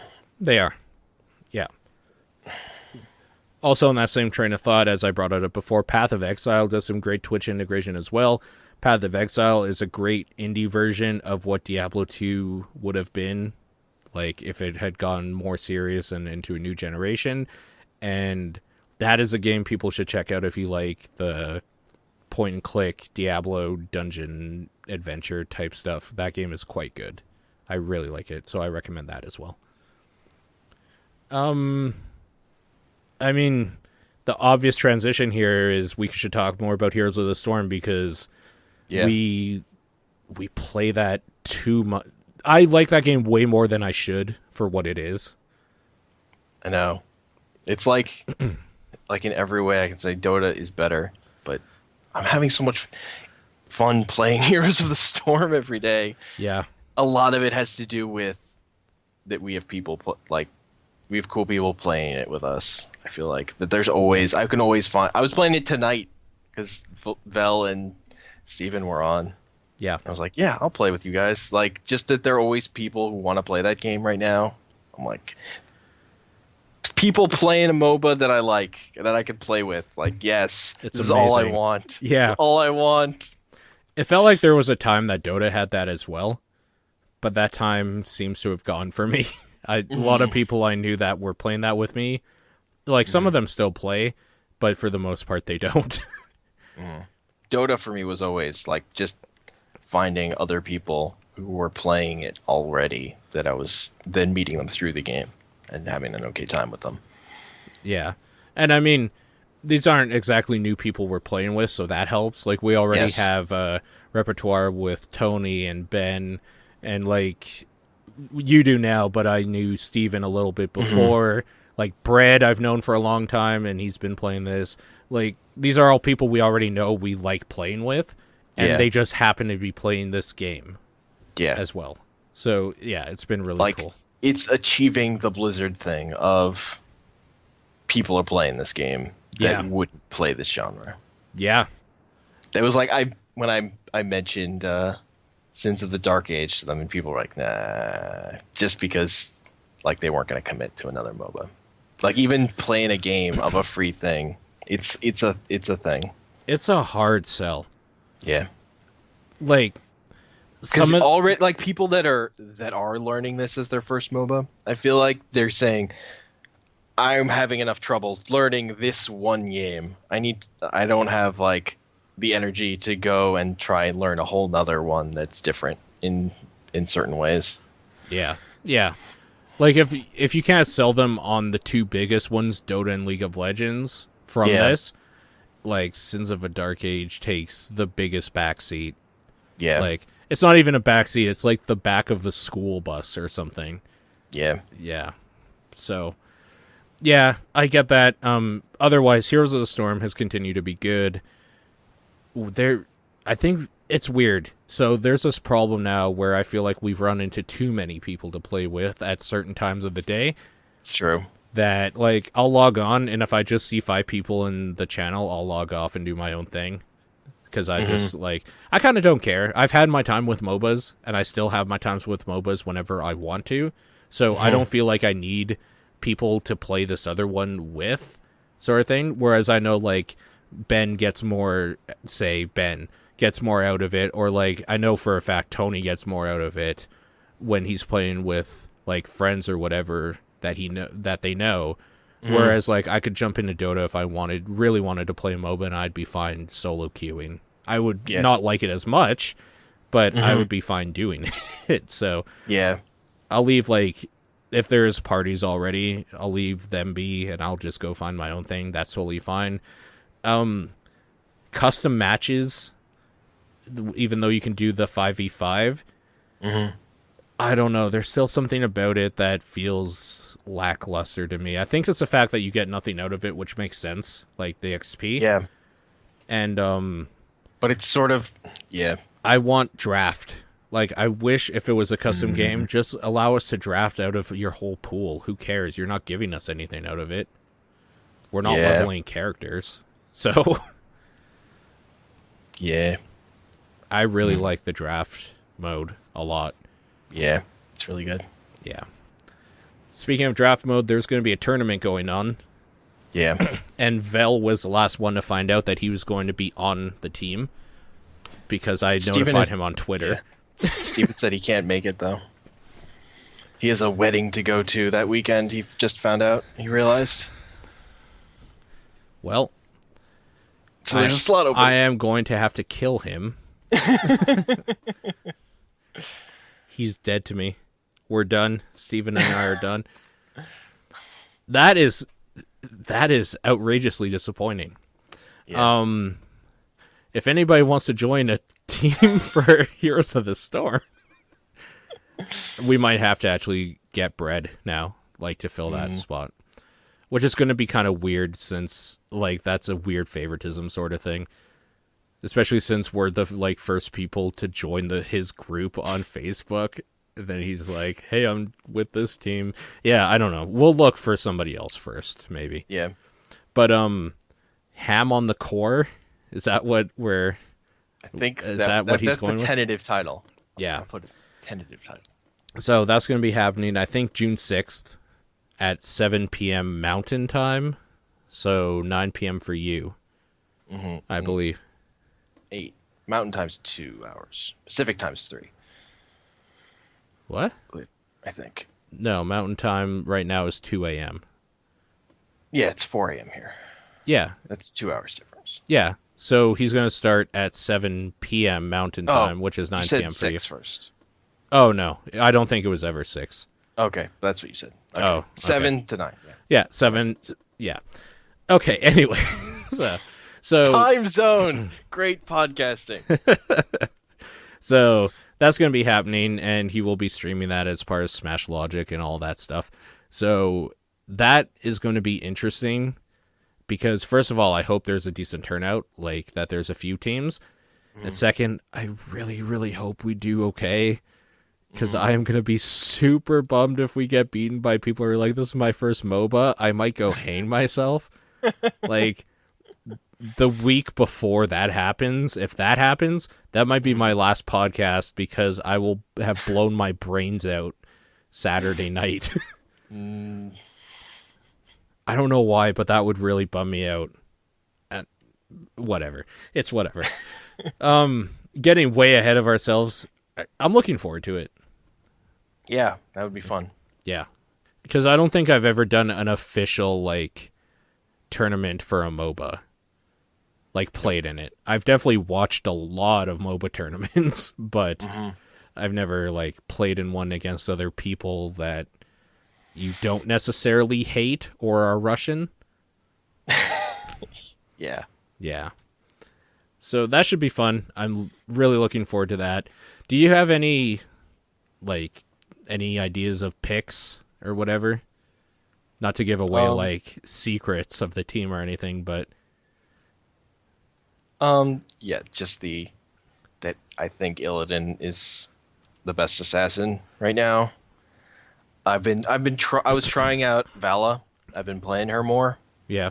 because I know people like her. I just think what she's really good at is pushing. She's like a pushing assassin. She's not as good at taking camps and stuff as Illidan is. Right. So she puts out a lot of damage, but she can't make the big plays the way Illidan can. Right. She's kind of like a sustain. Like, Yeah. when she's around, there will be consistent damage to a lot of people. Yes. But that's kind of where she falls off. So my other thought was I don't know if the tournament's going to be, if it's going to be under custom games, are we going to draft it the way Hero League drafts, or Probably not, because he wants to get people that don't have 10 heroes as well and stuff. So okay, so then we wouldn't have to worry about picking like having a backup hero for people. We wouldn't. Okay, then that makes it easier then. For us. Yes. Yes. Yeah. That makes it easy, so I don't have to worry about like making sure we give people like with their specific role they're gonna play and having at least 2 heroes in that role or something. We should probably still do that anyway, though. Yeah. Just to mix it up. Yep. That's why I was messing with Vala, was to have another assassin under my belt. I already sent a message to Tony to we should start thinking of team comms, so I'm sure he spent today and he will spend the rest of the week thinking of weird combos and stuff we could do. So I'm excited to see what we talk about either Friday or Saturday or whenever we all get together and try some stuff out. But I think it would be fun to have a solid team comp where we all play a certain, we basically have our try hard composition where we know we'll probably do good or win with this. But then we should do a silly one as well to just do dumb plays. Abathur, Murky. Yeah, exactly. Yeah, that's exactly what I'm talking about. Stuff like that. So yeah, I've had a lot of fun messing with Murky. Murky is so silly, but you feel whenever you do accomplish something with Murky, the high is that much higher. Yeah, because the real big thing with Murky is he actually gets pretty strong as the game goes on. Okay. Particularly, you can get I've actually gotten, so the build I go with Murky is putting as many skills into his safety bubble as I can, so that I don't die very often. And then he has an ability that his abilities get stronger the longer he's alive. Yeah. So then you can actually if you're chasing someone with Marky late in the game, you can kill them. Like that just happens. Like just with his fart that can slow them. Yeah. And you can use bubble just to get close to them. You can basically chase down anyone, which is nuts. Because considering how weak he feels when you're first playing him. I feel like that's the same way with a lot of assassins too, though. They feel like really Illidan. weak, but when you get to a certain point in the game, you feel too strong, almost. Almost to your detriment, too, because you'll start doing dumb things that you think you can get away with. That is Illidan. That's what I like, Illidan. You just go too hard. Yeah. Yeah, I could see it, for sure. We should probably just start doing, like, a podcast based on MOBAs in general. Because we talk about Heroes of the Storm way too much to just make a Dota one. Yeah. But that's cool. I could talk MOBAs all day. I was thinking more, like, I wanted to do, you know, the A to Z challenge in Dota. Yes. I basically wanted to do that with Heroes because, first of all, it would take exactly 1/4 of the amount of effort of Dota right now, and I think it would just be fun to like highlight some characters and stuff. The problem is, and this is where it gets weird, is that in Dota it's always the same stuff. Like Lena will always have her like Dragon Slave or whatever, and all this stuff, right? In Heroes, every ability has different things you can do with it and different combinations of it. So you almost have to like plan out what you're going to talk about, what you think is the optimal build, and what some other fun stuff you could do. Because if you talked about every ability, it might take too long. Like every combination of stuff. But that's kind of cool too. That's because that's the only thing HOTS has. It doesn't have items. It doesn't have anything like that. So it needs to have that. I mean, there is a lot of variation. There's a lot of variation to find with Dota. You have to dig pretty deep for a lot of it, though. Yeah. You have to know all those items. And well, I was going to say, if you're doing like a spotlight on a hero, though, you're not talking about items. It's true. So. Oh, yeah. You're not. Like, because you could talk about items. You could. There are specific items that work with heroes and don't work with others. Sure. But it's always just talk situational. About BKB, whatever many times. About what? BKB? Yeah, just talk about BKB over and over again. Yeah. It's real good. It is, but I find I never get it. Like, ever. Because I always feel like I want to do a fun thing. Like, well, I could get BKB, or I could get Scotty and just, like, try to wreck somebody before they can do anything. And I usually lose because of it, but I have fun, so that's the trade-off. Yeah. I think in our near future there will be like content of some sort revolving around Heroes of the Storm. Yeah. I just don't know what form that would take. When you're talking, you can, so in replays you can see what abilities people pick. Yeah. So at least Brett and I yesterday, actually, he and I jumped into some custom matches and made each other like referee and observer and stuff. Oh, cool. So you can actually, as referee and observer, see every character, like choose them and then follow them as well. You can also zoom out so it looks like an RTS. Oh, weird. So you can see at least 3/4 of the map at one time. So what's the difference? So what are the differences between referee and observer? I don't think observers can pause the game. Oh. Players can pause a game, but they only get 2 pauses, and any other player and the referee can unpause the game whenever they want. And the referee can pause the game, but nobody but the referee can unpause it. Okay, that totally makes sense. Yeah. Yeah. Yeah. But so there are extra tools for that stuff. There are, but they are super hidden. So to choose the different characters, it's 1 to 8, depending on where they are at the top of your screen. So on the very far left is 1, and the very far right is 8. Weird. Or no, 10, I guess that would be, because there's 5 on each team. I'm an idiot. Yeah, 0. E on your keyboard is to show everything, like vision from everybody.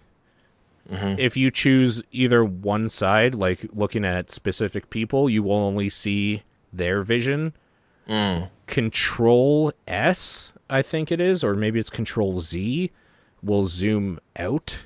Shift E will zoom out further. Like, it's all really weird developer, like, known stuff, but I think Brett found a wiki that, like, told him all that stuff. So there's actually a decent amount of control that you can do in the observer mode. It's still not as good as Dota. It just straight up isn't. Which is too bad because it's fucking Blizzard. Yeah. Yeah. I feel like I can see how custom games wouldn't be their priority at first, but they're getting really close to launch. I feel like more of this stuff should be shorn up. Speaking of which, we are getting a new hero. We're getting 2 new heroes. In 3 hours, roughly. We're getting one in like 3 hours, but we're getting another one not that long after. No, yeah, I meant tomorrow / today. We are getting Kael'thas, right? Kael'thas. So tomorrow we will be playing. That is a thing that will be happening. And I will buy Kael'thas and try him out. I'll probably pick him up too. Yeah, of course you will. Because you'd be crazy not to. Who are you looking more forward to, Kael'thas or Johanna? Johanna, probably. I'm with you 100%. Another Diablo character for one thing, and I main a female Crusader in Diablo 3. Yeah, I figured you would be really Oh, yeah, we've played. I don't even have to tell you. I guess there still might be an audience, so they should know. But I'm pretty stoked. I'm pretty happy. Yeah. So she looks like she's going to be a warrior, I guess. I really hope, like, you know how Sonya's basically a warrior assassin? Yeah. I hope she's more a warrior support. Like, she could be played more supporty, because, it would be really nice to have a Diablo support, for the love of God. It would. There's actually a video out with her abilities being used on Hero Nexus, who data mined a lot of this stuff already. Yeah. She has a lot of stuns and stuff. Yeah. Yeah. So she looked pretty warrior-y. Yeah. From what her abilities looked like, at least. She basically looks like a female Muradin with her abilities. But that's probably apt, because Muradin's basically a dwarf fucking Crusader in a lot of ways. So, I don't know. I'm looking forward to just playing new heroes, so I'm still stoked Kael'thas is coming tomorrow. Yeah. Warcraft also, was it's a cool setback. to have a new character that's not a specialist. It's just neat. He's going to be an assassin, right? I assume. Yeah. He seems like he's in the Jaina vein. Yeah. Like a spellcaster. Well, assassin. he's straight up Invoker / Lena. Yeah. He's like, all his spells are damage.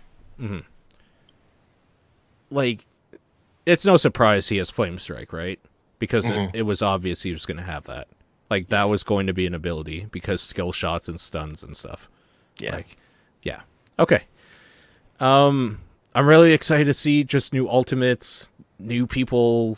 Like, I'm just stoked for new characters, because it's been so fucking long.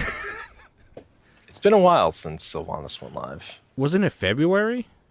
Something like that. That's a long time. They put out her and the new map. Like, yeah, we've been playing. I feel like it just feels like a while because I've been playing so much of it. Well, I remember them promising something like a new hero every month. And it has not been that. Yeah, they've not been doing that. Yeah. But they did add a new map the last time they added her. And I feel like they're probably trying to shore up bugs and stuff. Oh, yeah. Before launch. Yeah. No, I'm sure there's people working around the clock, making sure it's running fine. Yeah. Who are you excited to see coming up? Besides, like, the ones that are announced. Like, partly from a nostalgia thing, but I really want to see Rexar. Yes. Beastmaster. Because I mean, he had his own friggin' like mini campaign in Warcraft 3 that was really cool. Rexar is a really cool character. Yeah, I always loved like finding where he was in WoW. Yep. Yeah, those dailies with him are great. Where I can't remember the name of his pets that you're saving, but whatever. Yeah, I don't remember. But yeah, he's really cool. I'm wondering how they're gonna play him. If they're gonna like all his skills are gonna be around pets or what. Probably not all of them, but I wonder how much like Beastmaster he's gonna be. Yeah. He's probably going to have the glaives or whatever, the axes. Yeah, throwing the axes. I could see it. I want to know how the Butcher is going to be played. Because I'm going to be pissed off if Johanna is a warrior and the Butcher is a warrior. Or something dumb. Like every Diablo character is a warrior or a specialist. Yeah.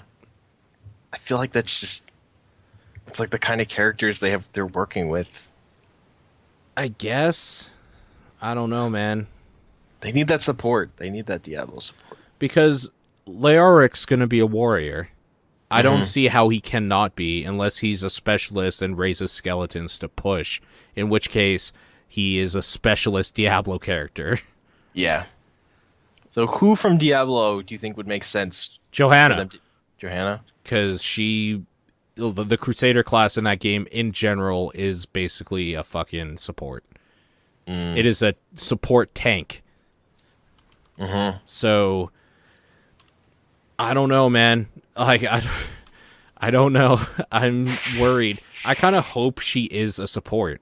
Because her abilities don't really lend themselves to any one specific. It will for sure be this class. But I mean, looking at the data mine stuff from her, yeah, she seems like a warrior. Yeah, she does, and that scares the shit out of me. I don't see any healing there. It scares the shit out of me. It's all warrior stuff. So it seems like she's a warrior. So who else is there anyone else in Diablo you can think of? Deckard Cain. Deckard Cain? Okay. I could see him doing something like that. He is like the last Haradrim. Haradrim? Yeah. And he could maybe identify things for you. I don't know what the fuck that would do.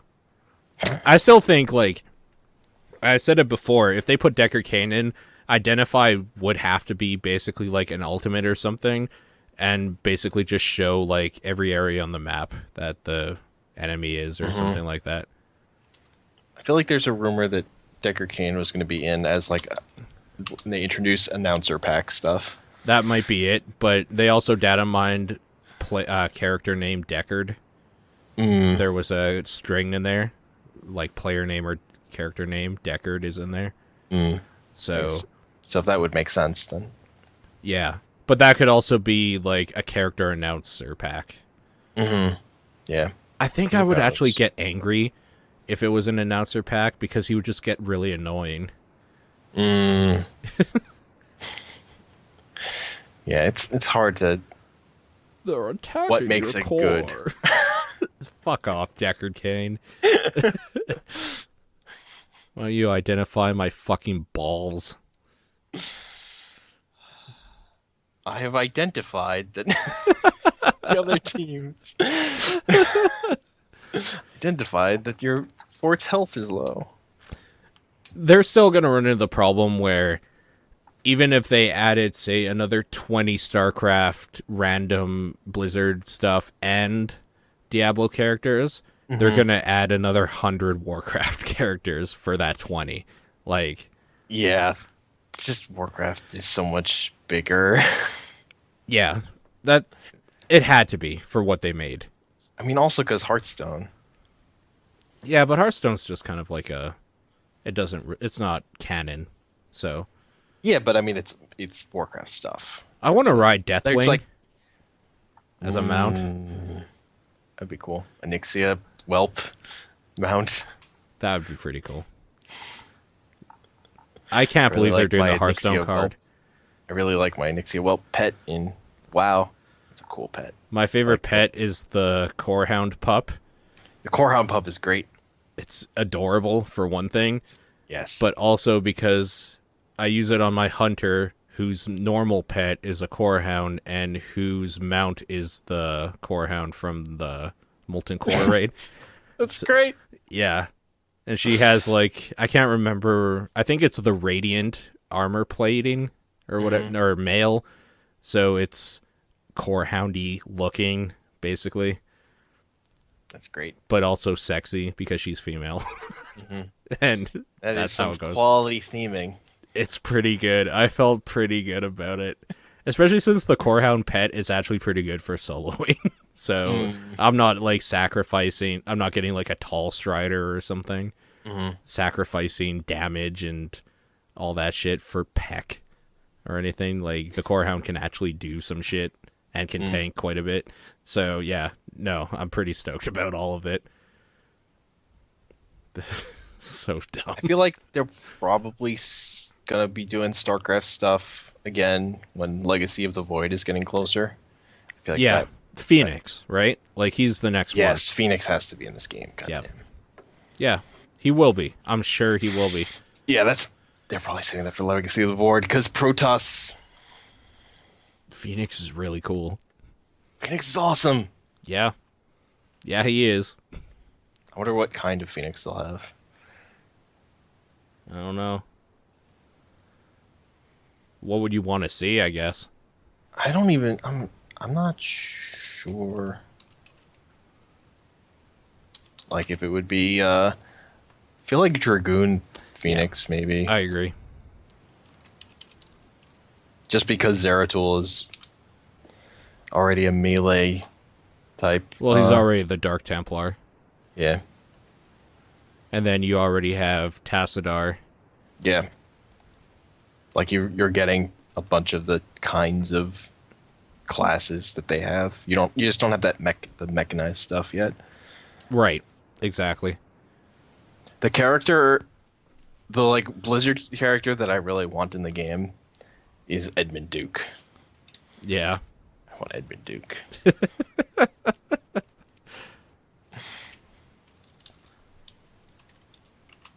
That asshole. I really want Phoenix Yeah. really badly. What if he, like, as an ultimate called in, like, a carrier or something? Just something That dumb. would be great. With, like, 20 little fucking things flying around, attacking everything. Mm-hmm.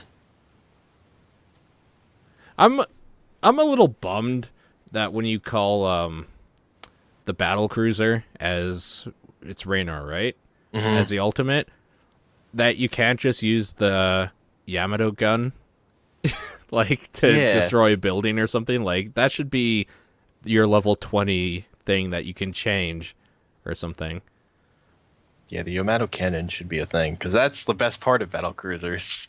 Is firing the Yamato cannon. That's why That's the best part. That's why you build that unit. That's why I main Terran, honestly, in the first games was because you go for that BC rush and like you would just go all the way around the map because they move so goddamn slow, go right to like the Nexus or whatever, hit it with an EMP and just fire like 10 of those things at the same time. Done. Game over. Operational. Battle cruiser operational. I also really liked that Terran, all their buildings could fly around. I love that. Yeah, it was It's just really so much good. fun. When you're like being attacked, you're like, no! Everybody run! Yeah. I still remember when they showed off the trailer for Heroes of the Storm and just being so stoked. Like, it was just so cool. I watched it recently again, and it's still cool, even though I've been playing that game forever now. Like, it's still just every part of, like, the fanboy in me growing up, a Blizzard fanboy, it just, like, strokes every part of that. Every single facet. It's so good. It hits a lot of spots. Yeah. Down to, like, the nuclear launch detected. You're just like, oh, shit! That part's so dumb, though. Kerrigan and Tyrael in the air fighting. Tyrael is made to look way more badass than he plays. Because he's like all like swift and badass in that trailer, but he's actually kind of slow and tanky. Also, they have like Nova being attacked by Arthas and like blocking his sword with their gun. So dumb. Frostborn hungers. Frostmourne does hunger. I This guess is a fact about Frostmourne. I guess not enough though. Apparently. All it did was freeze her gun and not even damage it because she was still using it after. Yep. She goes invisible and then immediately gets out of invisibility for some reason. Did you see that real life reenactment parody that Blizzard favorited? It's just like a bunch of dumb people with a camera. And at that part, like, there's like a side-by-side or whatever. They just like dump a bunch of ice cubes on top of a fake gun or whatever. It's so good. I'll see if I can find it for later, but yeah. We've been talking probably too much about Heroes of the Storm. It's kind of the hot thing for us right now, so. It's been the hot thing for a while. It continues to be the hot thing. Unfairly, too, because like I said, the only reason why I play it is because the level of polish and, like, my friends are playing it. Yes. Because as just a straight-up game, I prefer the other MOBAs I've played as, like, MOBAs. Because they're more competitive, there's more stuff to do in them. But that's kind of also their downfall in a lot of ways, too. Where this is very streamlined and easy to play. Yeah, I mean, I wouldn't say I prefer it over League. I wouldn't say that. Because the thing is, if I want to play that competitive MOBA, it's Dota 2. Like, that's my jam. Of course. That Heroes is different enough a thing and it's so much less stressful. Like, I don't worry when I play Heroes, whereas when I play Dota, there's like that part of me that's like, I hope I don't just fuck up and I'm terrible. If the game goes bad in here, it's like, whatever. So I also feel like I'm just better at Heroes. Yeah. You know how I've said on multiple occasions I really hate Nova, like playing Nova? Not necessarily playing against her, but I watched last night when we all logged off for a little bit before bed, rank 1, like, pro. I don't know if he's actually pro on a team, but he's rank 1. He was streaming a bit ranked, and he solo queued as Nova. And that dude knows how to play Nova, like, extremely well. And it's fucking scary at the level you have to actually be in that game to make that rank and play competitively in it.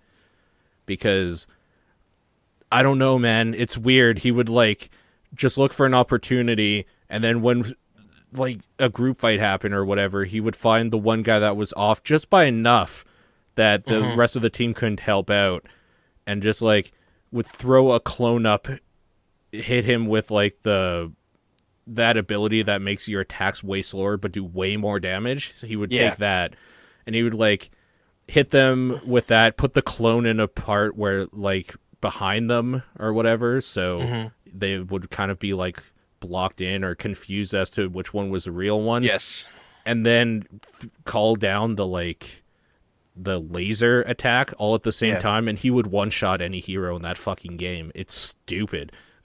Like, yeah, I was playing Nova for like the first time this week just because I got sick of seeing Nova played by idiots. Yeah. Just like the worst Nova play. And like every fucking queue, if we didn't have someone as Nova would be what we ran into this week. Yeah. It was brutal.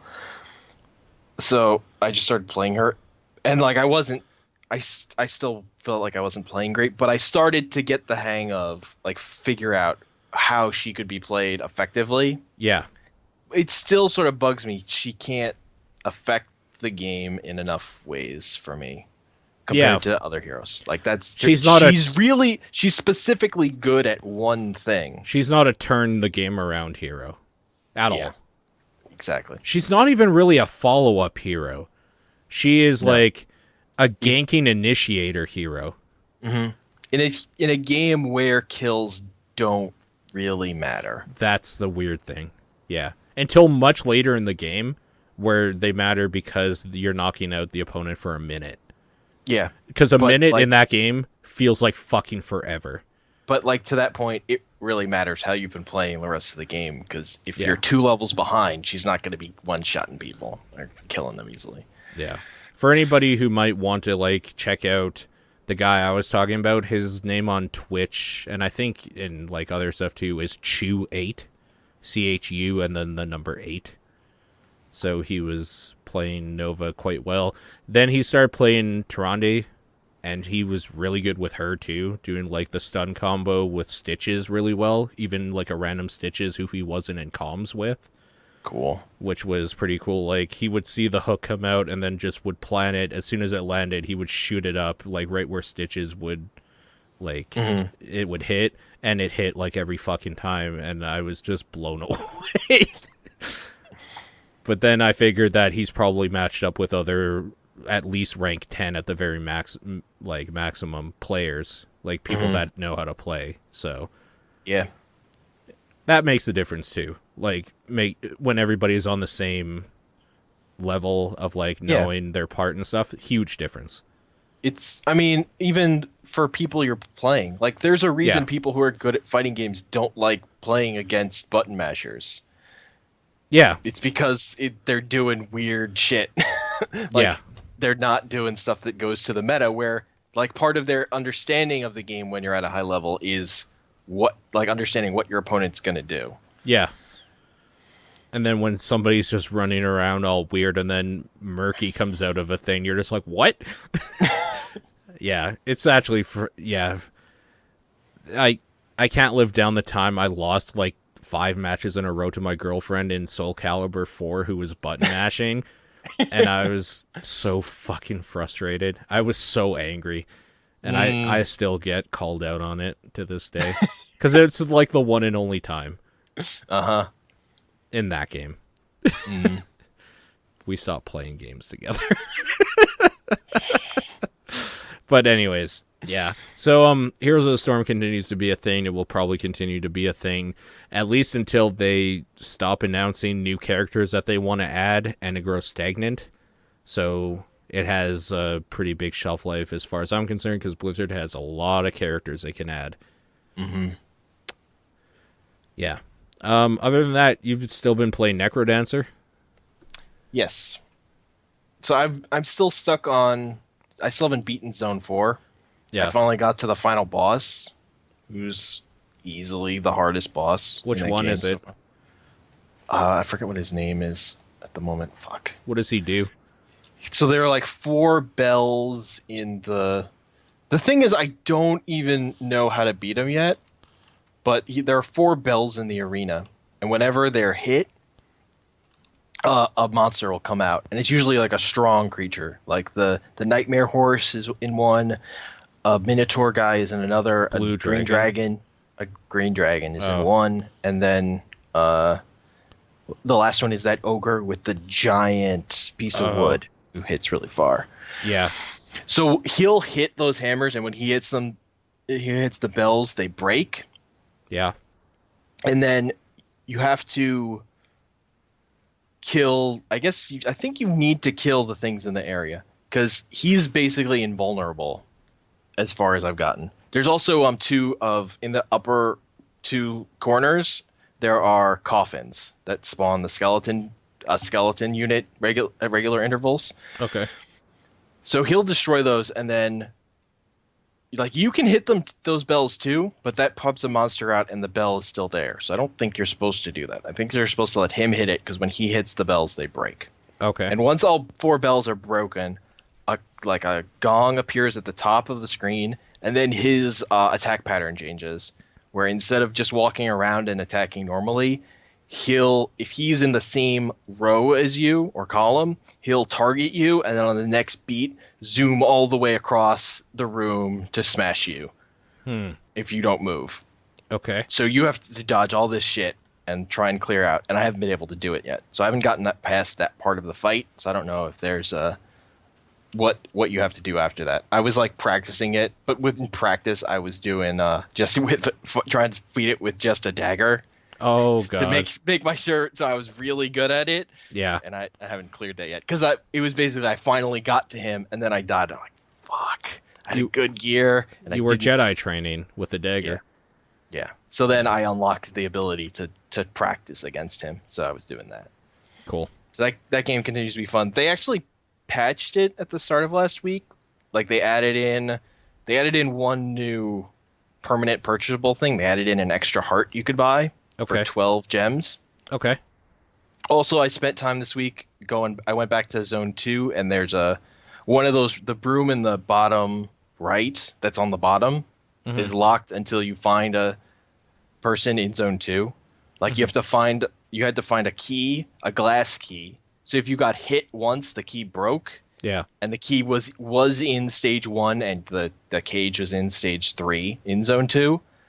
But also in that patch last week, they moved the key to Zone 2 to make it easier for people to get. Okay. So the key is in Zone 2 and you have to hold on to it and not get hit at all till you find the cage in Zone 3. So I did that, and that gives you the ability to spend gems on getting items to start your zone run with. Oh, okay. So like you can start with like but it'll randomly spawn like 3. So like maybe you could buy an apple and like a blood dagger or a scroll or something. Yeah. But or maybe a bow and arrow will show up there and you're like, "Ooh, this one will be good." Yeah. So it can be useful honestly when you're just doing runs though. You just want to start over again real quick. So like you don't want to go back to the lobby and mess with that even.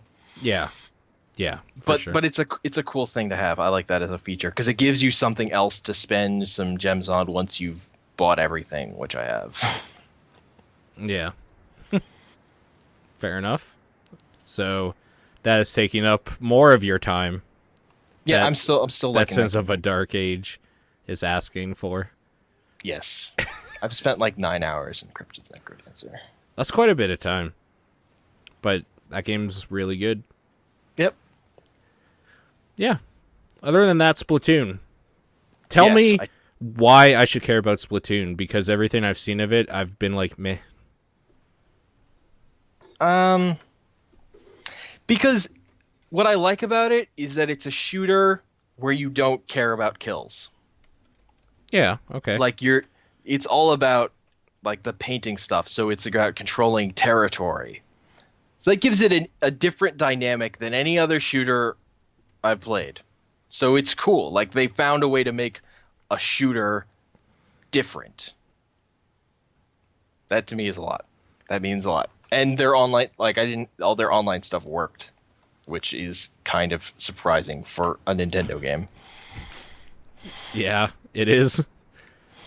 In fact, it's so surprising, I kind of don't believe you. So the only problems were when pressing find a match, and sometimes it wouldn't work. And then I would just find a match again, and then it would work. Also, they did a cool thing where when you're waiting in a lobby, there's a simple little game you can play on the Wii pad, on the gamepad. That's like a phone game type thing where you're like a squid and you're jumping. It's like a squid jumping game, and once the game starts, it'll actually remember where you were in that game for the next time it puts you in. Did you see the link? I linked. No. Anyways. But yeah, I don't know. Like, the squid thing looks cool. I kind of want the amiibo for it, so I might pick it up. Like, why not? I guess. I don't know. It was fun. Okay. That's cool. That's good to hear, I guess. Yeah. I just like having a shooter where you're doing weird stuff. So, I don't know if this is true of the actual game, but aiming worked on like the gyroscope with the Wii pad. So when you're aiming, you have to like be turning the thing. I know in the game you can use a Wii Pro controller for a second player, but I don't know if they're going to do a weird Nintendo thing where if you're playing solo, you have to use the gamepad. because Nintendo's Yeah. done bullshit like that before. So I don't. I might actually wait to find out about that if I actually pick up the game, Yeah. That's, because I might get annoyed of the gyroscope. It was fine. It takes some getting used to. But I mean, whatever. That game. I had it for an hour. I played for a whole hour. that's pretty good. Yeah, That's time that you could have been playing Sins of a Dark Age. could have played one game of Sins of the Dark Age. You're right. Yeah. But it was a cool 4-on-4 shooter thing that does enough different. Also, what I really like about it actually is how quick you can move around the map when you switch to your squid form. Where if the area is inked, you switch to squid form and you just go really fast, and then you can pop up anywhere. Do you just like pop down and slide pop on up. it or something? Basically, it's like it's a plane of water and you're like swimming in it, sort of. Oh, I see. Okay. But even though it's just paint that's sprayed on there, because you're a paint creature. Sure. So you can go to a wall, you can shoot up the wall and then zoom up it. Okay. And so you can like the mobility stuff it's all fantastic. Like it works as a modern shooter in that it's still cool that it's so fast. Like it has speed and snap to it. I think is really its biggest strength. Okay. Honestly, the thing that's always drawn my eye about it is just the fact that it's so colorful. Yes, and it looks really great. That's cool. Okay. I'm looking at random picture. I typed in Splatoon in Google and just looking up random picture searches. This one is done in the style of I can't remember his name, the dude who does the Persona I like don't remember his artwork. names. Yeah. Also, I found an art book of like Persona 3 like art and stuff like that. I almost picked it up just because I really like the style. But Yeah, I picked up the Persona 4 book for a friend for a birthday present once. the only reason I didn't is because I haven't played through it. So Yeah. I should probably do that one day. I should also play through Persona 3 because I haven't played through Persona 3.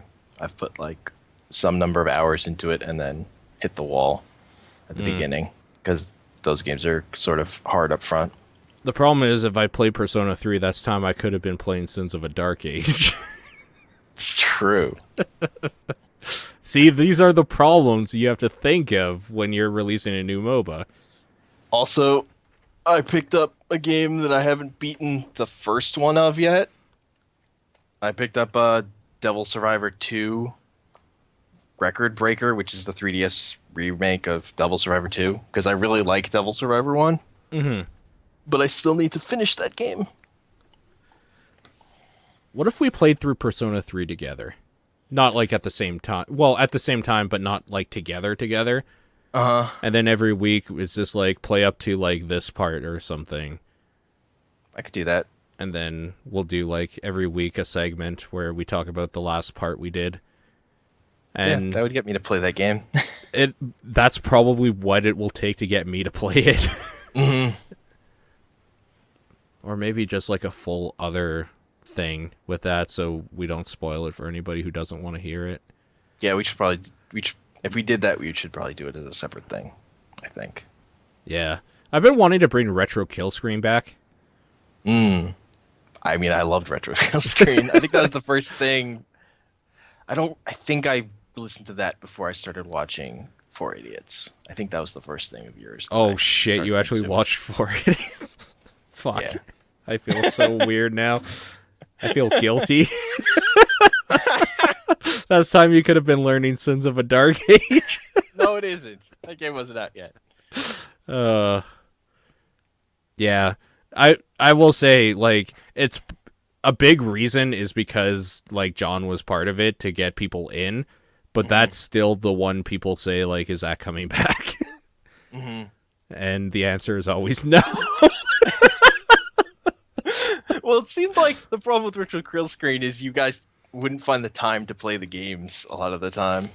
The problem with it, honestly, was we had plans for it where we were gonna do every like week or whenever we did it, Yeah. a game from from a different generation leading up. Mm-hmm. And that created a problem when we got to, like, what was it? TurboGrafx, PCI, or like all that sort of stuff. That was really hard to find. Even emulator stuff you couldn't find. And that broke that idea. So we're just like, fuck it. We'll kind of do this like a book of the month, like game club sort of thing. And we'll announce it first. People can play and then they can listen and we'll have a gay old time about it. And then we stopped just finding ideas of what we wanted to do. And then it just died. It just straight up died after that because it's like, I don't really know what I want to do. So we did a few episodes where it was just like, this is all about Metal Gear Solid. Yeah. And it just led to me talking for 5 minutes straight about the story of Metal Gear Solid. Yeah. And then like just talking about some parts that we liked about it. There was a Zelda episode, and that should have been broken down into smaller ones for each game. Yeah. But it was, all of that shit's way too encompassing that like it was hard to talk about one Zelda game without just bringing up all the others anyway at some point. Yeah. So it got muddled up as to what we wanted to do with it, to the point where we didn't want to do it anymore because we didn't know where we were going with it. But I think we could bring it back if there was like an idea of what we were doing. And I think the best idea with it would be to do like a game of the week club sort of thing where people could play, go back and like play Castlevania 3 again, and then we'll talk about, like, there'll be a podcast to listen to when you're done sort of thing again. I think that was the best way to have done it, and we should have kept with that. But yeah, I mean, as someone who really likes podcasts about diving into a specific thing, that's what Nathan said too. That he said he was the biggest fan of Retro Kill Screen because he really liked the fact that each episode was just about one thing. Yeah. And I can see it. So we'll talk. We'll see. Right. We'll see what we can do. That would be fun to do again. But if we did that, I would like to maybe do like one of the Persona games either for it or like as a continuous thing or something completely different. It doesn't even really matter to me. But that's the way I'll play it. That is the way I will get through Persona 3, is if I know it's almost like a homework assignment that I have to do it until I get so into it that I want to do it. Yeah. Because those games, it takes, you have to put in an amount of energy to get through, to get him like moving. It's like if you're riding a bike, they're like the gears are stuck and you have to sort of grease them up and get them going. But once you're rolling, then you're good. Yeah. Keep rolling, baby. You know what time it is. It is not a rolling start game. Yeah. Okay. Well, there's a big problem of like announcing ideas for projects live. It is, yes. You're like, oh, wait. In the moment, that was like thing, but logistics, man. Yeah. That seems to be it for you, for games. For games, yes. Those are the games I played. I mean, and the games I played for the most part as well. Because it seems like this is the thing as well, is that every time I log... This is a problem Nathan and I had, and why we had two separate lists, is because he didn't like playing multiplayer games, whereas I really like to do it. Like, I like to play games multiplayer. So, if I have a game I played, I likely played it with you. So we can talk about it. Yeah. But I like playing multiplayer stuff. If I have someone to play a multiplayer game with, that's like breaking the barrier entry for me to a large extent. Yeah. I mean, that's the reason why I actually played Sins of the Dark Age, is because I figured you would at least try it. And we have a background where we could talk about what we like and compare to other stuff.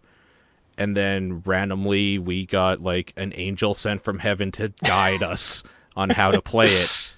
Yeah. Which was the luckiest thing, because there's no fucking way we would have figured out how that game played in that time. No, it wouldn't have happened. No. Which is the problem with that game. Anyway. So Sailor Moon, hey? I finally started watching Sailor Moon. I've been listening to a podcast for like 33 weeks about it. And I finally started watching it. So I've seen episodes here and there when I was a kid and enjoyed them okay, but You I don't never have really to dug explain into anything it. to me. I've seen all of it. Yeah. Yeah, so I'm in. So I've had trouble getting a hook. It hasn't gotten its hooks into me until I was listening to this podcast. Okay. So really, the parts of it that hold the most interest to me is director. It's like the direct people who worked on it, kind of. Okay. So Kuniko Ikuhara, who directed Utena and Maru Penguin Drum and Yuri Kuma Arashi. Your So top tier. my top of the top. He directed a bunch of episodes, and then he becomes the series director with seasons 3 and 4. Which one's season 3? What's the arc for that one? Is that the tree? I think that's when Chibi Usa shows up. Oh, dude, I hated Chibiusa, but whatever. Yeah, I mean, I've heard that despite her being an annoying character, there's interesting stuff that happens then. Yeah, there is. You're right. Like, it's not like he created that character. That character's from the manga. Okay, yeah, fair enough. So you watched the first season, though? I watched not quite the whole first season. There's still 2 episodes of before Genite eats it, basically. Yeah. There's still 2 episodes left in the season. I watched the first 11 episodes. The first season's 13, basically. So are you watching the original I'm run? watching it subtitled. Yeah, but you're not watching, what's it called? Pretty Guardian Sailor Moon? Like that reimagining or whatever they Sailor did? Moon Crystal, the new thing. No, Pretty Guardian Sailor Moon, the new thing, which is like a quote-unquote reimagining or remake or whatever. It's like the HD-ified version of the one you're probably watching. Oh, okay. It came, like, it's only the first season, and it came out, like, a few months ago. That's why I asked. Yeah, so it's probably not that one. I'm not watching that. I'm watching the old shit.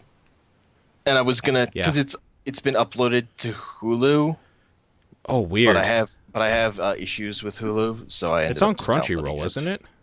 It's probably on Crunchyroll too. I don't know. I don't think it is though. I don't think the old one's on Crunchyroll. I think just Sailor Moon Crystal is the new. Oh, Crystal. Yeah, maybe it is Crystal I'm thinking of. I don't remember because names are dumb. Yeah, Crystal is more true to the manga. Yeah, okay. But That's apparently probably they've what I'm had thinking of. issues with matched, like, their ambition for character designs to match the manga outstripped their budget for being able to pull it off and Really? make the action look good. Yeah, because it's developed by Toei, who is a fucking factory at turning shit out. Yeah. So they did not allocate enough funds to making it for what they set out to do. It sounds like, I haven't watched that much of it because that doesn't interest me. What interests me is this particular series that had directors on it that went on to do stuff that I liked. Because it's not just Ikuhara. Like, the first season's series director went on to direct stuff I also liked, like Princess Tutu and Fibrain. So, Okay.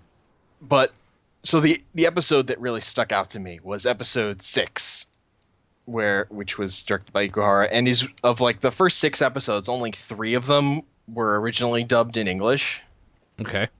Because those are the episodes when it's like the first 7, I think, are the episodes where it's just Usagi, Sailor Moon, before Sailor Mercury shows up. Mm-hmm. And so those stories are creations of that show, because like the second story in the manga, like the second issue of the comic, is Sailor Mercury. Because the whole point of Sailor Moon as a thing was a team book for girls. Like, Yeah. Sailor V was a thing that existed beforehand that was a solo book, and she got the mangaka got approached about doing a team thing, and she just created a whole new thing for it. Yeah. So Sailor V and Sailor Moon sort of ran concurrently at the beginning before Sailor Venus got incorporated into the show. So I want to check out Sailor V at some point, but closer to when I'm at the point where she's going to show up. Because I kind of like that, like, there's like a kick-ass sort of setup here where there's a, like, Sailor V is like a movie, video game, comic book character. Yeah. That also happens to be a real person fighting crime in the world where Sailor Moon becomes a crime fighter. Yeah. Like, that aspect is cool. Mm-hmm.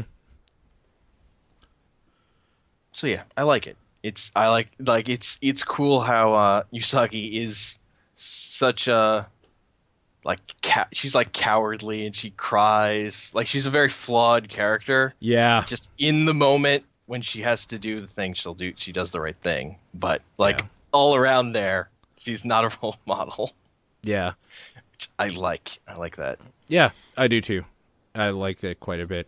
What I like about her too is that she seems like a down-to-earth person as well. Like, specifically when they introduce, oh my fucking god, Mercury, like, as the nerdy girl in school. She's just kind of like the first one to say, hey, let's be friends, and like accepting of just like anybody. Yeah. Which is great, because usually that doesn't happen. Like, it's always like she had the friends or whatever, and then she's like, hey, you want to like come hang out? And so, like, it's just nice to see that sort of thing where she is like, a role model, but she's also just like a human character. Yeah. Like, it's like Sailor Mercury and Sailor Mars like had no friends before they meet her. They were just like living their lives, and then she's just such, like, even her and Mars, who fucking fight all the time. Yeah. They're like instant friends, basically. I really don't like what they did with Sailor Mars and the like English version or whatever, the dub. They just made her a complete bitch. They make her meaner. They like accentuate parts of her that are there, but they add in more, so it makes it worse. They archetype her with based on like some traits that they saw she had. And that's gross.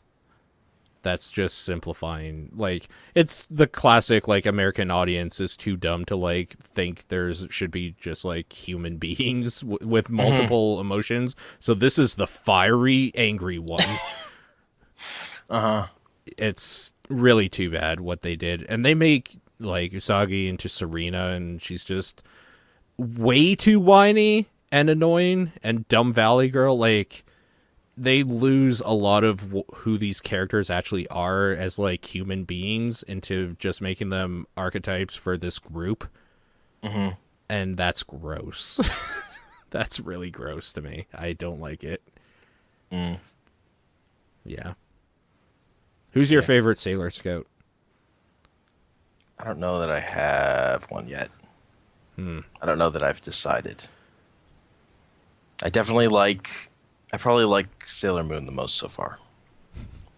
You know, the main character. Why not? Of the three. Oh, right. Of the three that I've been watching episodes of. Yeah, okay. Never mind. I'm sorry. Yeah. Sure. I fucking hate Umino. Really? I fucking hate him. Yeah, I find him really annoying. He's so annoying. He's so annoying. Like, one of the reasons episode 6, I really liked it. Like, the Ikuhara episodes stand out because Umino isn't in them at all. So I end up liking them more. I feel like they have more time to, like, set up plot or deal with the characters I like when they don't have these Umino scenes. I feel like the Umino scenes are taking up space. Also, although that weird thing where Naru has him cross-dress was weird. So that they could be stars. And sing the Sailor Moon theme song. Ugh. Also, Tuxedo Mask sucks. Yes, he does.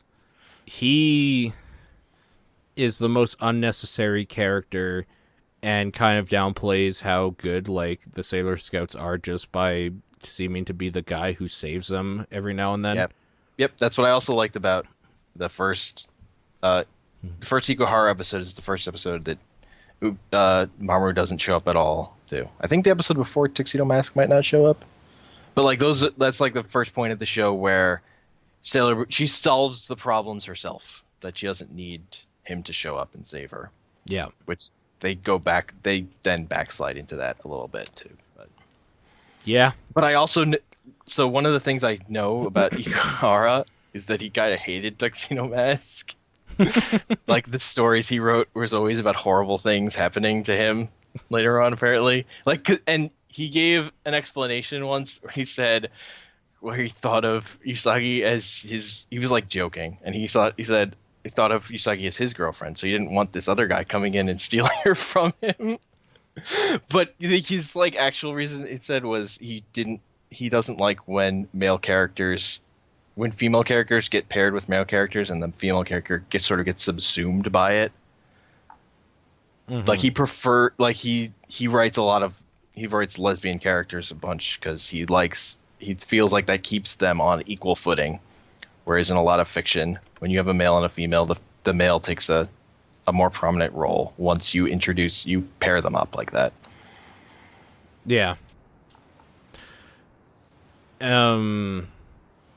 Yeah, also he later on becomes like brainwashed or something and becomes a villain, and that's stupid.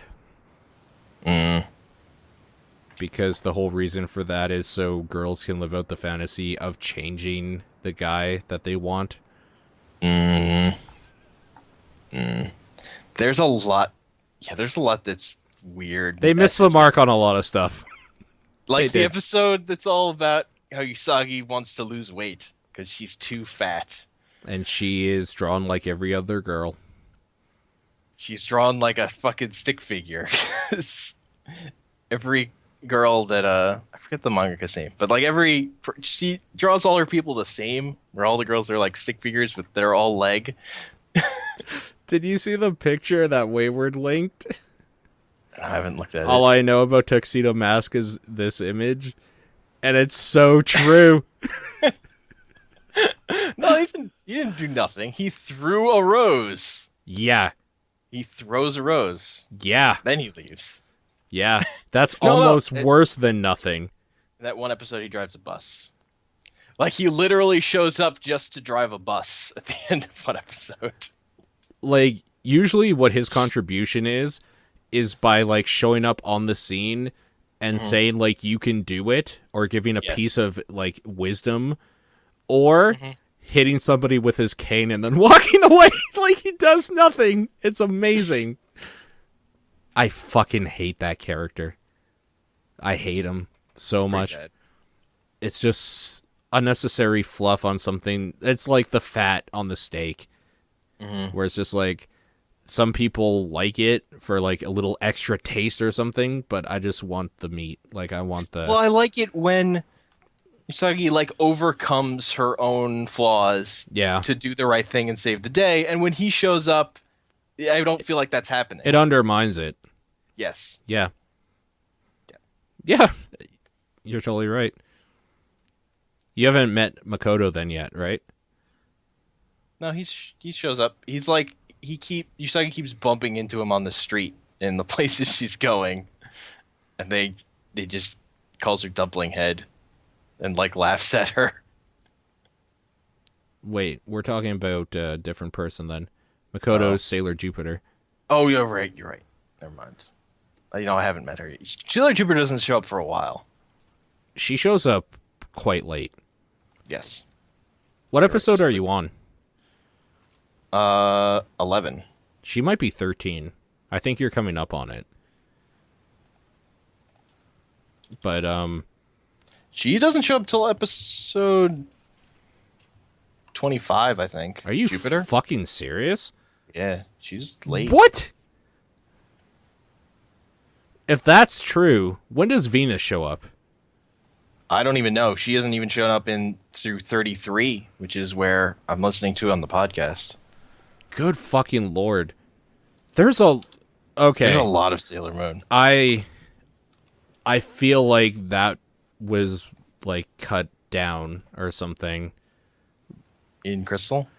No, not well, in Crystal for sure. It Yeah, for sure because was. yes, that is totally cut down Because in that the whole manga. arc is in like 13 episodes or 16 or something dumb.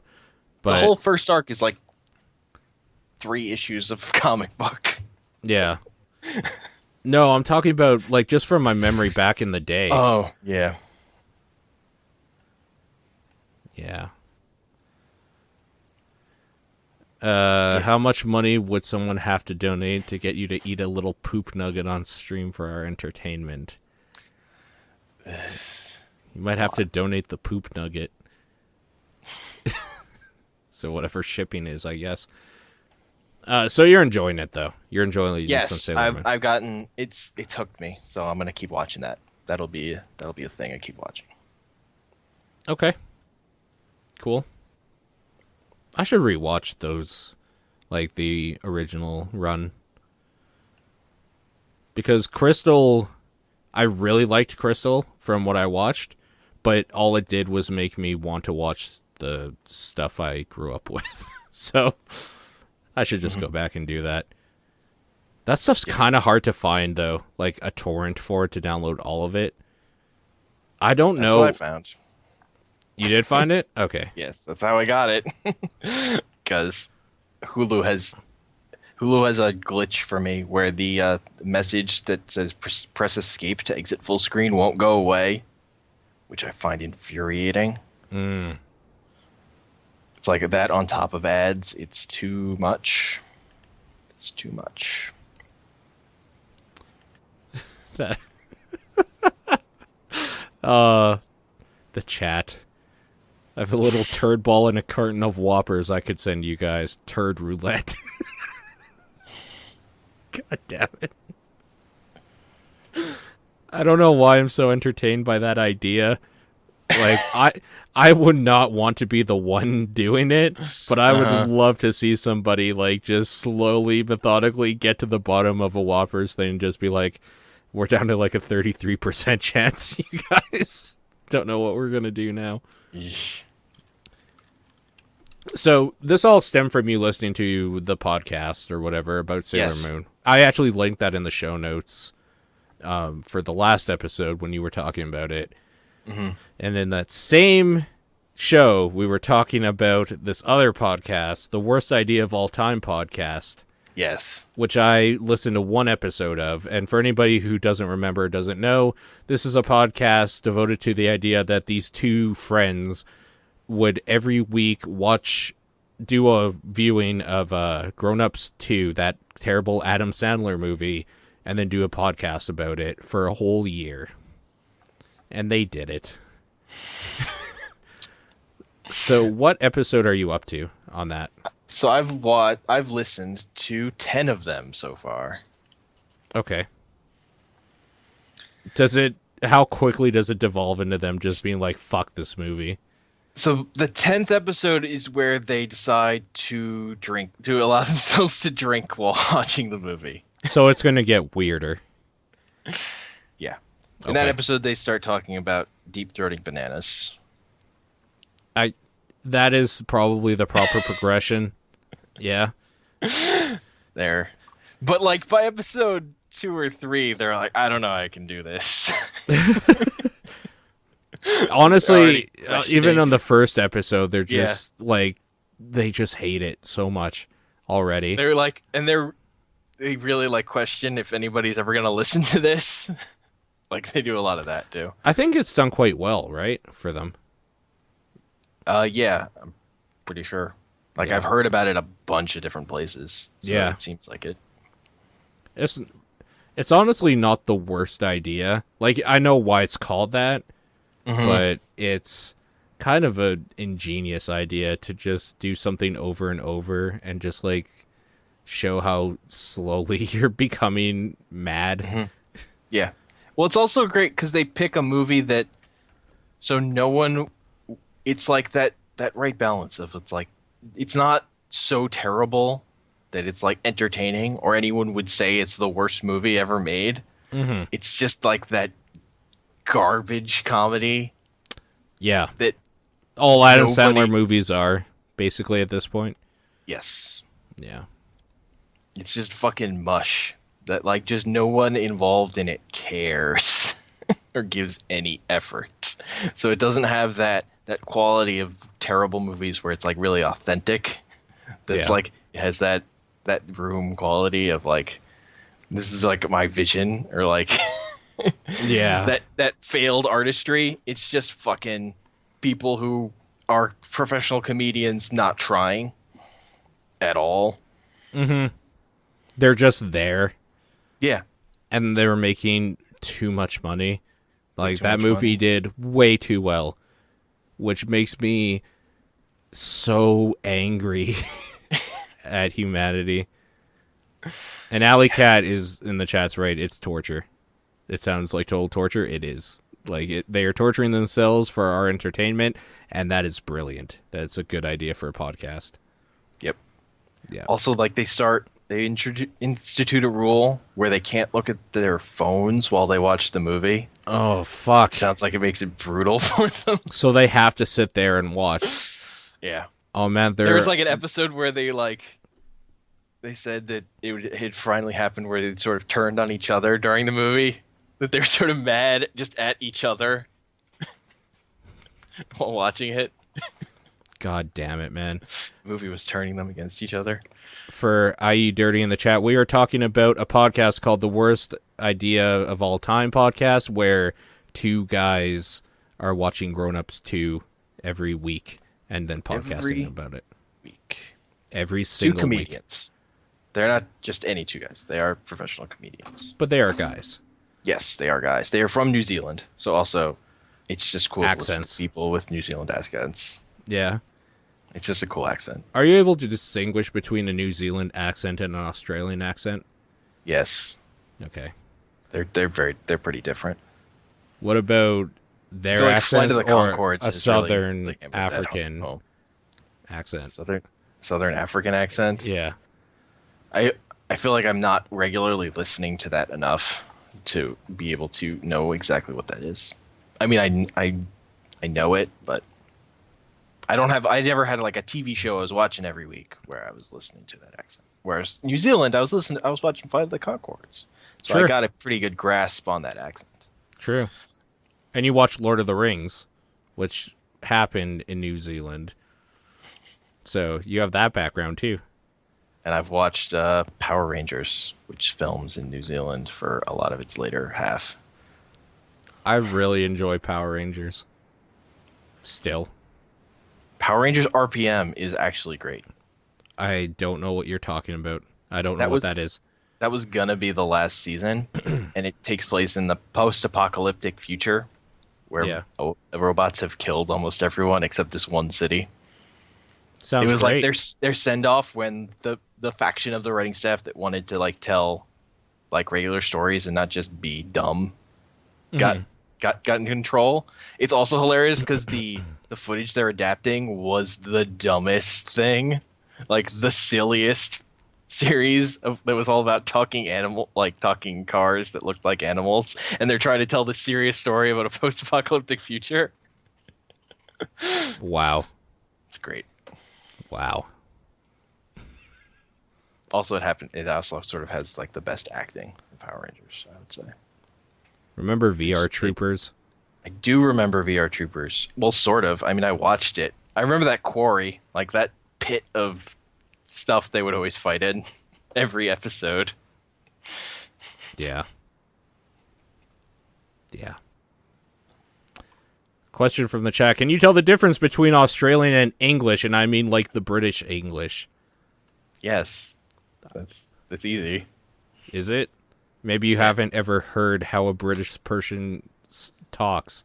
All I know is that some people apparently don't know the difference between Canadian and Australian because animated versions of Wolverine were Australian, the early versions of them, and Hugh Jackman is Australian and plays Wolverine. I don't understand why Australian Wolverine is a thing. He's Canadian. He was Canadian.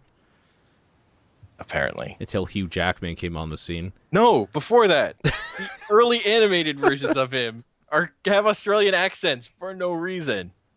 In the Spider-Man and His Amazing Friends, and then the Pride of the X-Men thing, he has an Australian accent in both of those. They're different voices. It's weird. Do your best Australian accent. Oi, matey. It sounds like a pirate. It's like the worst pirate accent I've ever heard. All right, I'll do... See, this is why it's hard to tell the difference. Now I'll do a British accent. Good day, mate. See? You can't tell the difference. They sound the exact same. No, see, it was matey. Right. And mate. Because your Australian is apparently a pirate. Yeah. I think that says a lot about how you feel about Australia, and I don't think we condone that racism here. It's pretty bad. Australians are people who have to pay too much for video games. Yeah. And then don't even get most of them because of the rating. I think Australia's introducing a new tax on video games too. A tax? Like an extra 10% tax. For what? I don't remember. I like saw a news story that I didn't care about that said that though. Is that like a politeness or like It's society? called the Netflix tax, I think. A Netflix tax for video games? Are you shitting me right now? I don't remember. That doesn't make any sense, man. I saw this today. It doesn't make any sense.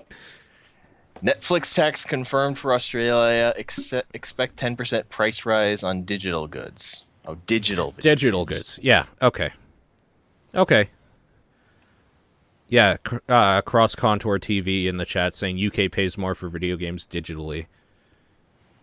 And if they're up at this hour, I'm guessing they are from the UK, so I will take their word for it because it is so way it's an too Australian early. tax on digital games. Okay. That's Okay. That makes way more sense than a Netflix tax on video games. Yeah. Oh, man. All right. Well, terrible pirate Australian accents aside. So you're really enjoying... like on Jim Sterling, his latest thing on trying to do an accent, he just recently is taken to going. That's his accent? That's what he do when he tries to do an impression or something recently. He just doesn't try anymore. He makes gobbledygook. To be fair, he's always kind of made gobbledygook. That's kind of true. It's that accent, man. It's that access. Accent and access. He has both. But yeah, I'm interested to listen to more Worst Idea of All Time podcasts. So they're nice and short too. They're only about 30 minutes. They're always under 30 minutes. They try to be around 20, but they go a little long sometimes. Mm-hmm. Is there any specific reason they do that? Like, No, that was just what they decided how long the podcast should be. Like, that's how long they have to go in them for what they're talking about every week. Yeah, Although, that's fair. I feel their drinking game one, they felt like they were like constantly, no, we got to get back on track. We're running out of time. Because they were trying to also explain the rules to their drinking game, which they'd got some very extensive rules. What are some rules? You have to drink whenever the deer pees on someone, whenever Adam Sandler yells. Oh god, you'd be dead in any Adam Sandler movie. I can't remember a lot of them. Yeah, there's a bunch of stuff that happens every time a washed-up hack comes on screen. Yeah, that might be the thing. Because the big thing about that movie is like just some new cameo every scene, just like, and that nothing in the movie sort of comes. There's very few things in the movie that come back a second time. Huh? It's just like this character shows up, and then this character shows up, and then they spend like an hour at Kmart. Beautiful. Okay. They're also sort of, they talk about how they think the movie is like a tax shelter scheme. I could see it. Yeah. Well, that's what that is. So if anybody wanted to look that up, that is the worst idea of all time podcast. Just Google that, and I think it's probably the first result. I would assume anyway. Mm-hmm. So you have some news we can talk about here. And I kind of just got the basics of what's going on Twitter. So why don't you let me know what's actually going on? Because I know there's something about a Castlevania type game coming out. Yeah, so Koji Igarashi, who was like sort of the creator of Symphony of the Night, and like worked on all the like GBA and DS Castlevania games that followed that style. Yeah. So he left Konami a while ago. And I guess in the meantime he's sort of been working on getting this game together. So he came to Kickstarter saying, help fund this game to a certain point because we have independent funding, but they want to see that there's interest. And the game was like funded the first day. Like it went live today, I think, and by 4 it was like funded. I was told 4 hours. Yeah. Yeah. And it's already, so their goal was 500,000 and it's already well over $1 million funded. God damn, man. With over 16,000 backers. Good for them. That's cool. So the thing I'll also say is their video for it involves Koji Igarashi like explaining this while in live action you're like recreating shots from Castlevania games. So the video is fucking great and everyone should watch it. I'm definitely going to check that out. That was really the best part of it to me. That was the part that appealed to me the most. I was kind of blown away to see that because of this, John actually started a new Let's Play. Yeah, I noticed that. I saw that. I watched like a couple minutes of it. I'll watch more of it later. Yeah. So that was... My problem is I don't like those styles of Castlevania as much. I like the older styles ones myself. Like, I don't like Symphony of the Night very much at all in general, but I do like some... Like, I like some of the Game Boy Advance and, like, the DS one and stuff like that enough to have played them pretty much all the way through. And so, I don't know. I'm kind of flip-flopping on whether or not I care about this news. I do because I like Castlevania games in general, but I wish it was the old style, but that's fine. I have other games that can fulfill that niche, like Shovel Knight, for example, is basically an old Castlevania game, and so on and so forth. So, it's cool. I do like when these creators and stuff realize that they don't need to be under the umbrella of a giant company to actually do games that people care about, and they just do it themselves. Those big companies like Konami have dumb ideas about what games should be and what people care about. Really like, dumb ideas. Like that. I mean, this is Konami he's coming from. No idea about video games. So I also like it from the sense that like not a lot of Japanese development is behind on tapping into the PC market, and seeing these guys going to Kickstarter and bringing their games to PC is great because I want to see the people over there who are really creative making games. Yeah, because it feels like the Japanese market still hasn't. It still sort of hasn't recovered from the tsunami, and it's going the way of mobile there too. Yeah, and just if those guys can get to where there is interest in the kinds of games they used to make, that's cool. I want good. Those games are cool and interesting, and I want all that in the market. Cross Contour is saying they didn't get Ayana Kojima to do the designs. I don't know. They got fake designs. That stuff does. I don't. Yeah, they got the Game Boy Advanced artists or whatever. That's kind of where, I mean, that's kind of a big selling point for me personally as well. I don't know. Like I said, I think it's cool that they're able to do this and they're doing it and people want it and it's going to be a fun time for everybody as long as it comes out and everything's okay. Yeah. It's just not necessarily the thing I want to see from a new Castlevania game. Yeah, fair enough. Like I don't know, like I don't think I'm gonna back this. I don't know that I'll ever play it even. I will probably play it. I'm probably not going to back it, but they don't need my money at all. Yeah, exactly. So it doesn't matter. Yeah. Yeah. I'm in wait and see on this thing. Maybe I'll be in the mood to play for it when it comes out. Maybe I won't. Yeah. But that video though. That video. I will check that video because that is free. Yes. And I do free very well.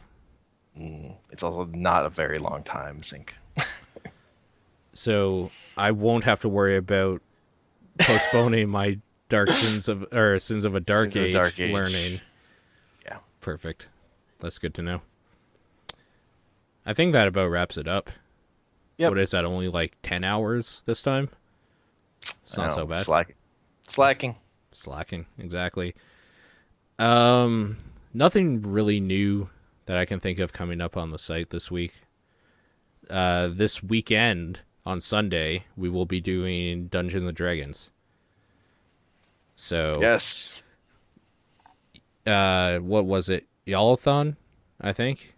I'm pretty sure that's how you pronounce it. Yalathon, the Age of Change campaign will be starting on Sunday with Tony, or Zedashade as people would know him on Twitch, being our DM, and a raggedy, shitty crew of adventurers going on adventures and probably gonna end up killing each other at some point, I'm sure. I don't know. I think it'll be a good time, though. Yes, I'm stoked. I've been waiting. We've been waiting for 2 months now. Too long. Because this idea came around in March. Yeah. But that's totally fair. People had stuff to do, and it's going to happen. It's finally going to happen. I'm so stoked. Yep. Yeah. Other than that, the Heroes thing is happening in 2 weeks, I guess, or 3. I should probably just look at a calendar. Yeah, well, like 3.5 weeks. It's happening in a long time from now, so there'll be plenty of more podcasts and time to talk about that. So that'll be happening. Yeah, you still have to. You're gonna have to update your tier page now of anime on the site where you put Sailor Moon. I'm not. I have to see a lot of it before I know where to put it. Honestly. Yeah. It's gonna take a while. Yes, it will. I think that does it for us, though. So, until next time. See you. Bye.